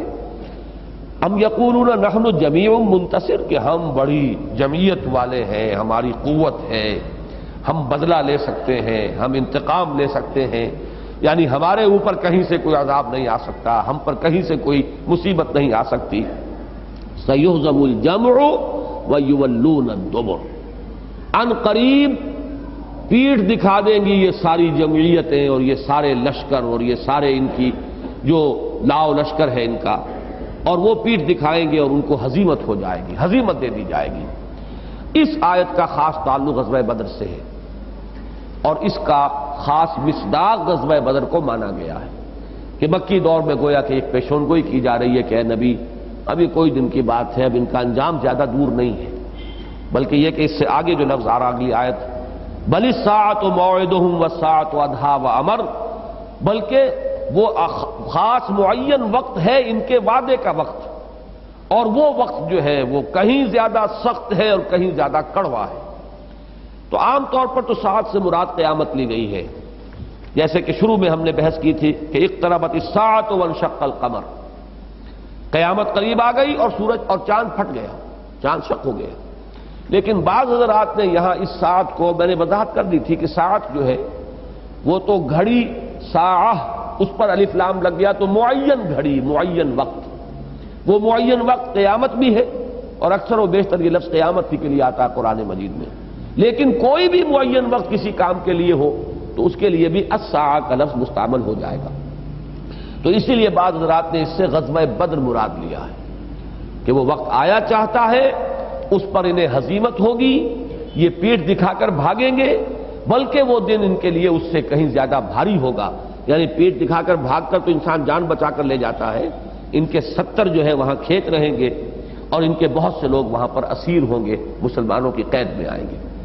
یہ ایک رائے ہے جو میں نے بیان کر دی ہے، میری رائے یہ نہیں ہے، میری رائے یہ ہے کہ بل کا لفظ یہاں پر خاص طور پر ظاہر کر رہا ہے کہ یہ تو عذاب کی پہلی قسط ہوگی جو انہیں ملے گی، یعنی سیہزم الجمع ویولون الدبر، اس کا مصداق تو میں بھی غزوہ بدر ہی کو مانتا ہوں، یہ پیشن گوئی ہے غزوہ بدر کی کہ عنقریب یہ ہزیمت اٹھائیں گے یہ تمام کی تمام لشکر اور پیٹھ دکھا دیں گے، پیٹھ موڑ کر بھاگیں گے، یہ تو ہے غزوہ بدر ہی کی پیشن گوئی۔ لیکن فرمایا جا رہا ہے کہ وہی آخری شے نہیں ہے، وہ تو ان کے عذاب کی پہلی قسط ہوگی، بل الساعۃ موعدہم، ان کا اصل وقت معین جو ہے وہ تو قیامت کا ہے جبکہ انہیں اصل عذاب ملے گا، والساعۃ ادھیٰ وامر، اور وہ قیامت جو ہے وہ کہیں زیادہ بھاری اور سخت بھی ہے اور کہیں زیادہ کڑوی بھی ہے، وہ اصل عذاب ہے کہ جو ان کو مل کر رہے گا۔ باقی یہ کہ یہ دنیا میں بھی ہزیمت سے دو چار ہوں گے اور پیٹھ انہیں دکھانی پڑے گی۔ وہ جو روایت آتی ہے غزوہ بدر سے ایک شب قبل جو ہے، جس صبح جنگ ہوئی ہے، اس سے پہلی جو شب ہے، اس میں جبکہ دونوں لشکر آمنے سامنے تھے، ایک طرف بے سر و سامان، ہتھیار بھی نہیں ہے، سب کے پاس تلواریں، گنتی کی تلواریں 313، 2 گھوڑے کل، جبکہ وہاں 100 گھوڑوں کا رسالہ ہے، اور وہ آہن پوش ہیں، غرق آہن، ہر طرح سے مسلح ہو کر 1000 لشکر ہے۔ تو اس بے سر و سامانی کے ساتھ جب مسلمان آئے ہیں، عجب انداز سے آئے خدا کے چاہنے والے، وہ مجھے شعر پورا یاد نہیں آ رہا، زبانیں خشک پوشاکیں دریدہ پاؤں میں چھالے، تو یہ حفیظ نے جو نقشہ کھینچا ہے اس میں شاہ نامے میں، اس رات پھر حضور نے نہایت طویل سجدہ کیا ہے۔ عریش کہتے ہیں اس جھونپڑی کو جو بنا دی گئی تھی دونوں لشکروں کے درمیان، وہ نو مینز لینڈ جو ہے اس میں وہ جھونپڑی تھی، اور حضور وہاں سجدے میں تھے، اور حضرت ابو بکر پہرے پر تھے ننگی تلوار لے کر۔ اسی کی طرف اشارہ کیا اقبال نے، ثانی اسلام و غار و بدر و قبر، بدر میں ثانی جو ہے جیسے کہ غار ثور میں حضور اور حضرت ابو بکر صدیق، اور تو کوئی نہیں۔ اسی طرح اس شب حضور سجدے میں ہیں اور ننگی تلوار لے کر پہرا دینے والے ابو بکر صدیق ہیں۔ قبر میں بھی ثانی وہی ہے، ثالث پھر حضرت عمر ہے جو آئے ہیں وہاں پر اور جمع ہوئے ہیں اس حجرہ عائشہ میں رضی اللہ تعالی عنہ۔ اسلام میں حضور سب سے پہلے مسلم ہے، انا اول المسلمین، اور دوسرے مسلمان جو ہیں وہ حضرت ابو بکر ہیں۔ تو اقبال نے بہت اچھا شعر یہ کہا ہے کہ ہمت او کشت ملت را چو ابر، ثانی اسلام و غار و بدر و قبر۔ تو وہ بدر میں حضرت ابو بکر جو ہے وہ پہرا دے رہے تھے۔ تو حضور نے جب طویل سجدہ کیا ہے اور دعا مانگی ہے تو آخری الفاظ یہ کہے ہیں کہ اللہ اگر یہ 313 کل ہلاک ہو گئے تو پھر قیامت تک تیرا نام لینے والا کوئی نہیں ہوگا۔ یہ الفاظ بڑے جذبات اور بڑی کیفیت ہوگی قلب محمدی پر صلی اللہ علیہ وسلم کے الفاظ نکلے ہیں۔ تو حضرت ابو بکر نے پھر تسلی دی ہے یہ الفاظ سن کر، حسبک حسبک، حضور بس کیجئے بس کیجئے۔ پھر حضور نے سر اٹھایا ہے، تو جب سجدے سے سر اٹھایا ہے تو یہ الفاظ آپ کی زبان پر تھے، سیہزم الجمع ویولون الدبر، یہ جمعیت اور یہ لشکر اس کو ہزیمت ہوگی اور وہ پیٹھ دکھائیں گے، وہ پیٹھ دکھا کر بھاگیں گے۔ تو ان الفاظ کا خصوصی تعلق ہے غزوہ بدر کے ساتھ، اور اس پر تو اجماع ہے تقریباً کہ یہاں مراد غزوہ بدر ہے۔ البتہ اگلی آیت کے بارے میں اختلاف ہے، میری رائے جو ہے وہ یہی ہے کہ اس سے مراد قیامت ہی ہے، وہ غزوہ بدر نہیں ہے، اور بلکہ لفظ نے اس کو نمایاں کر دیا ہے، بلکہ ان کا اصل جو ہے موعد وہ تو ہے قیامت کا دن، اور وہ قیامت کی گھڑی بڑی بھاری بھی ہے اور بڑی کڑوی بھی ہے۔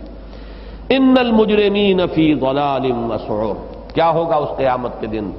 مجرم جو ہوں گے وہ ہوں گے بھی گمراہی کے، بھٹکتے پھر رہے ہوں گے، اور سعور جلنے میں، جلنے والے عذاب کے اندر مبتلا ہوں گے۔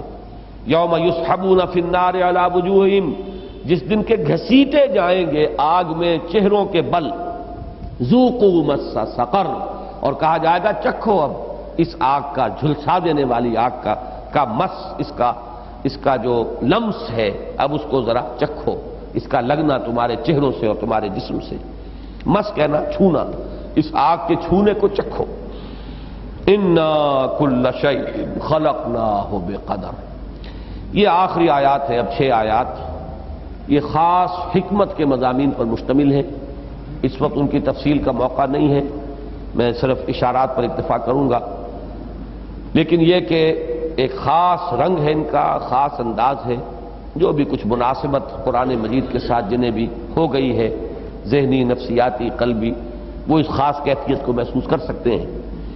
انا کل شیء خلقناہ بقدر، ہم نے ہر شے جو پیدا کی ہے ایک اندازے کے مطابق پیدا کی ہے، ہماری تخلیق الٹپ نہیں ہے، بڑی حسابی کتابی تخلیق ہے، یہ بڑی میتھمیٹیکل اس کا ڈیزائن ہے، یہ بہت ہی بڑے میتھمیٹیشین کا یہ پورا حساب کتاب ہے جو اس کائنات کے اندر پھیلا ہوا ہے۔ بڑے سے بڑا حساب دان جو ہے وہ اس کو دیکھ کر اور وہ اس کی نگاہیں چکا چوندھ ہو کر رہ جاتی ہیں۔ پھر یہ کہ اندازے کا کیا ٹھکانہ ہے، آپ ذرا اندازہ کریں کہ اگر یہ بہت سے فیکٹس اینڈ فگرز آپ نے پڑھے ہوں گے، بعض مچھلیوں کی جو ریپروڈکشن کا ریٹ ہے وہ اتنا ہے کہ اگر کہیں چیکس نہ ہو اس پر نیچرل، تو چند سالوں کے اندر اندر اس پوری زمین سے زیادہ حجم جو ہے اس مچھلی کا ہو جائے گا۔ کون قوت ہے جو اس کو روکے ہوئے؟ ایک خاص ٹھہراؤ پر، ایک خاص اندازے پر، ایک خاص مقدار، ایک خاص بیلنس، ایک خاص توازن، اس سے آگے نہیں بڑھ سکتے۔ یہ چیزیں جو ہیں یہ ایک قدرت، انا کل شیء خلقناہ بقدر، ہر چیز کا ایک اندازہ معین کیا ہے، مقرر کیا ہے، اس سے تجاوز نہیں ہو سکتا۔ وما امرنا الا واحدۃ کلمح بالبصر، اور ہمارا امر نہیں ہے مگر آنکھ کا ایک مرتبہ ادھر سے ادھر ہو جانا.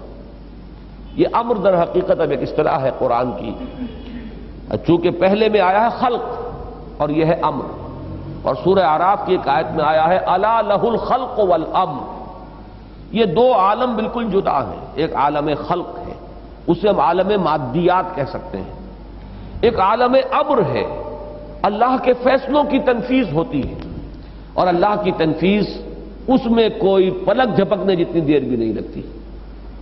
روح کا تعلق عالم امر سے ہے، وحی کا تعلق عالم امر سے ہے. یسألونک عن الروح قل الروح من امر ربی. ہمارے جسم جو ہے ان کی رفتار کتنی بھی ہو جائے وہ روح کی رفتار کے قریب نہیں آ سکتے. روح کا اور ہی معاملہ ہے. وہ چشم زدن کے اندر روح جو ہے کہیں سے کہیں پہنچتی ہے جس کا کہ ہم کوئی تصور بھی نہیں کر سکتے. وہ ہمارے اس فزیکل ورلڈ کے پیمانوں کے اندر آنے والا نہیں ہے. وہ عالم امر اور عالم ارواح.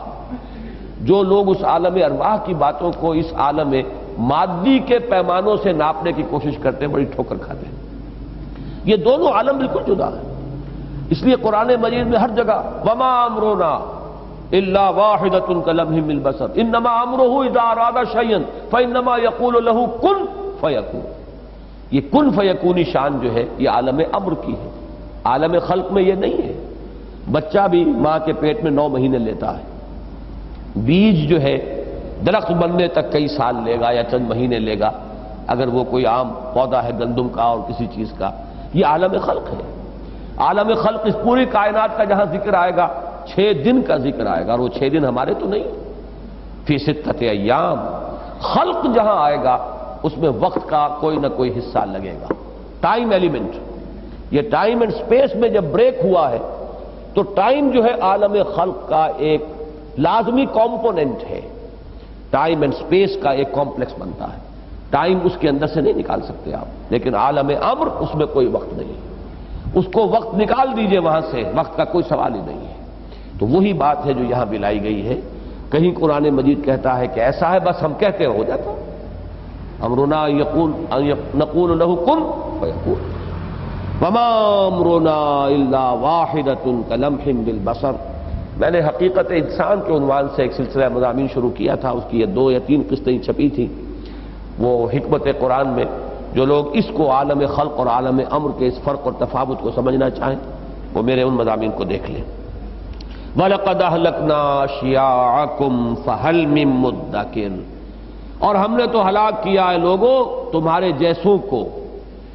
اشیاء ویسے تو کہتے ہیں شاخوں کو، جس طریقے سے کہ شیعن کا لفظ آتا ہے کہ وہ کانو شیعن الذین فرقوا دینہم وکانوا شیعن. شائع ہو جانا بھی یہی ہے کسی چیز کا پھیل جانا. تو جیسے درخت کی شاخیں پھیل جاتی ہیں یہ گویا کہ یہ کسی شے کا شائع ہونا ہے. تو یہاں پر وہ لفظ آ رہا ہے. ظاہر بات ہے کہ درخت کی ایک شاخ دوسری شاخ کے ساتھ ایک تعلق رکھتی ہے. تو جس طریقے سے تم آج کفر کر رہے ہو اسی طرح تمہارے مانند وہ شاخیں تھی. یوں کہیے کہ جو شجرہ آدم ہے وہ بھی ایک درخت ہے نا. جب ہم ایوولوشن کا پڑھتے ہیں تو ایوولوشن میں بھی ایک ایوولوشن ٹری بنایا جاتا ہے کہ یہاں سے وہ شاخ نکل گئی اور یہاں سے وہ ایمفیبینز ہیں اور یہاں سے فلاں ہیں. اللہ عالم اس کو چھوڑیے کہ وہ صحیح ہے یا غلط ہے، اس سے بحث نہیں کر رہا ہوں. لیکن اسی طریقے سے ایک شجرہ آپ بناتے ہیں تو اس شجرے کے اندر درخت کی شاخیں ہیں. تو جیسے یہ تم آج کفر کر رہے ہو تمہاری ہی طرح کی شاخیں جو ہیں اس شجرہ نسل آدم کے اندر پہلے بھی لگی ہیں. تو وَلَقَدْ أَهْلَكْنَا أَشْيَاعَكُمْ. ہم نے کتنی ہی تمہاری طرح کی شاخیں جو ہے اور تم جیسے کتنی ہی گروہ اور جماعتیں اور امتیں تھیں ان کو ہم نے ہلاک کیا ہے. اب جس کی کہ یہاں پہ مثال آ چکی ہے قوم نوح، قوم ہود، قوم صالح، قوم لوط اور آل فرعون. وَلَقَدْ أَهْلَكْنَا أَشْيَاعَكُمْ فَهَلْ مِن مُدَّكِرٍ. تو ہے کوئی جو اس سے نصیحت اخذ کرے.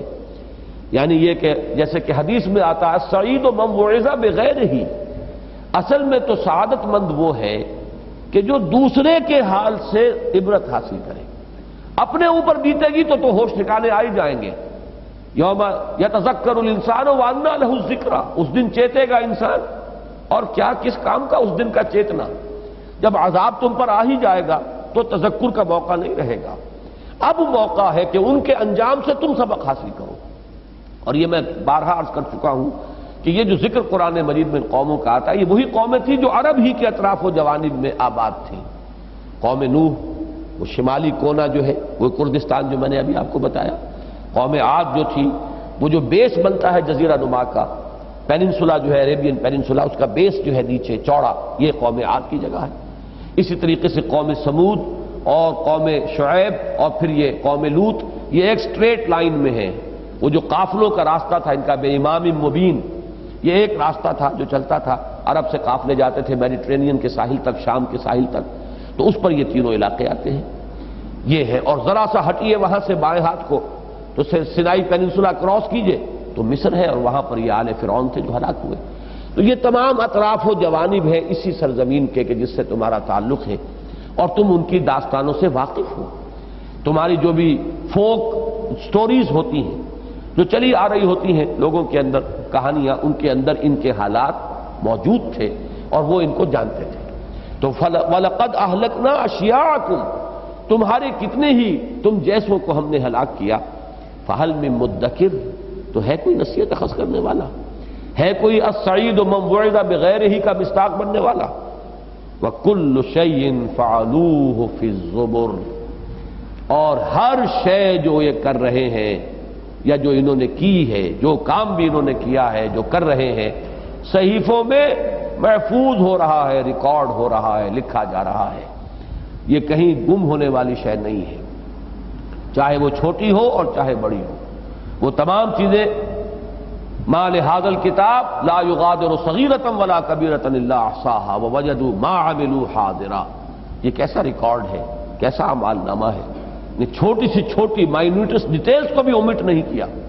وَكُلُّ شَيْءٍ فَعَلُوهُ فِي الزُّبُرِ وَكُلُّ صَغِيرٍ وَكَبِيرٍ مُسْتَطَرٍ اور ہر چھوٹی چیز اور بڑی شے وہ لکھی ہوئی ہے. سطر کہتے ہیں یہ سطریں ہیں مستطر لکھی ہوئی سطروں کے اندر محفوظ ہر شے جو ہے ان کے تمام اعمال. اب اس میں الفاظ عام ہیں یہ بھی کہ جو کچھ ہو رہا ہے پہلے سے اللہ کے علم کا جو علم الہی کا صحیفہ ہے اس میں پہلے سے موجود ہے کیونکہ اللہ کا علم قدیم ہے. ہر شے اللہ کے علم میں ہے اس کے وقوع ہونے سے پہلے. اور اب جو کچھ ہو رہا ہے وہ ریکارڈ بھی ہو رہا ہے ان کے اعمال ناموں کے اندر. تو الفاظ عام ہیں ان دونوں کو لے آئیں گے. وَكُلُّ شَيْءٍ فَعَلُوهُ فِي الزُّبُرِ وَكُلُّ صَغِيرٍ وَكَبِيرٍ مُسْتَطَرٍ إِنَّ الْمُتَّقِينَ فِي جَنَّاتٍ وَنَهَرٍ. اب یہ آخری انجام ہے اور وہ جہاں ان کا آیا ہے فی ضلال وسعر یوم یسحبون فی النار علی وجوہہم ذوقوا مس سقر. اب یہاں اس کے برعکس سائملٹینیس کنٹراسٹ کے طور پر اہل ایمان کا انجام کیا ہوگا. ان المتقین فی جنات ونہر یقیناً تقوی کی روش اختیار کرنے والے خدا ترسی اختیار کرنے والے اللہ کے احکام کو توڑنے سے بچنے والے وہ جنتوں میں ہوں گے باغات میں ہوں گے ونہر اور چشمے ہوں گے. یہ گویا کہ جو بھی تفاصیل بڑی تفصیل آئے گی سورہ رحمان میں کہ کس کس طرح کے ان کے لیے باغات ہیں اور کس کس طرح کے مدھامتان اور نضاختان. یہ بڑی تفصیل جو ہے وہ در حقیقت یوں سمجھیے کہ پوری سورہ اکثر و بیشتر پوری تو نہیں اکثر و بیشتر حصہ جو ہے سورہ رحمان کا اور سورہ واقعہ کا وہ اس آیت کی شرح پر مشتمل ہوگا. ان المتقین فی جنات ونہر فی مقعد صدق عند ملیک مقتدر. مقعد قعد سے بنا ہے بیٹھنا. اب مقعد جو ہے یہ اس میں ظرف ہے بیٹھنے کی جگہ. ہمارے جسم کے اس حصے کو بھی جس پر ہم بیٹھتے ہیں اس کو مقعد کہتے ہیں اور یہی جو جگہ ہے جو سیٹ ہے جس پر ہم بیٹھے ہیں وہ بھی مقعد ہے. تو اس اعتبار سے اب یہاں جو ہے مجازن اس کا استعمال ہوا ہے مرتبہ اور مقام. فی مقعد صدق ان کا مقام اور مرتبہ ہوگا بڑا اونچا بڑا راستی والا اللہ کے ہاں. ان کا قدم صدق کا لفظ آیا ہے سورہ یونس میں. قدم صدق اور مقعد صدق یہاں آیا ہے. ان کا جو اونچا اور بڑا جسے اب سچا کہیں سچا مقام ہوگا اللہ کے ہاں ان کا وہ اللہ تعالیٰ کا کہ ہاں ان کا رتبہ ہوگا. اور کون اللہ عند ملیک مقتدر جو بادشاہ ہے اور بہت قدرت والا ہے با اختیار بادشاہ شہنشاہ ارض و سما کے قرب میں ان کو مقام اور مرتبہ اور ایک حیثیت اور اہمیت حاصل ہوگی۔ اللہم ربنا اجعلنا منہم، اللہم ربنا اجعلنا منہم، اللہم انا نسألک الجنہ ونعوذ بک من النار، آمین یا رب العالمین۔ اللہ کا شکر ادا کرتا ہوں کہ جو میرا ارادہ تھا وہ پورا ہو گیا۔ یہ اس لیے بھی میں ضروری سمجھ رہا تھا کہ اب اگلے ہفتے اس درس کا ناغہ رہے گا، چونکہ 1 اپریل سے 4 اپریل تک، 4 اپریل کو اب اگلا جو ہے ہفتہ آنے والا ہے، یہ ہمارے محاضرات ہیں انجمن خدام القرآن کے جو اینول سیشن ہوا کرتے ہیں، تو وہ جناح ہال میں روزانہ بعد نماز مغرب جو ہے وہ سیشنز ہیں، اشتہار اخبار میں آ رہا ہے، کچھ پرسوں آ جائے گا۔ پہلے دن 1 اپریل کو پاکستان میں نفاذ شریعت کا مسئلہ، یہ اس کا موضوع ہے، اور کافی علماء آ رہے ہیں صوبہ سرحد کی طرف سے بھی، سندھ سے بھی۔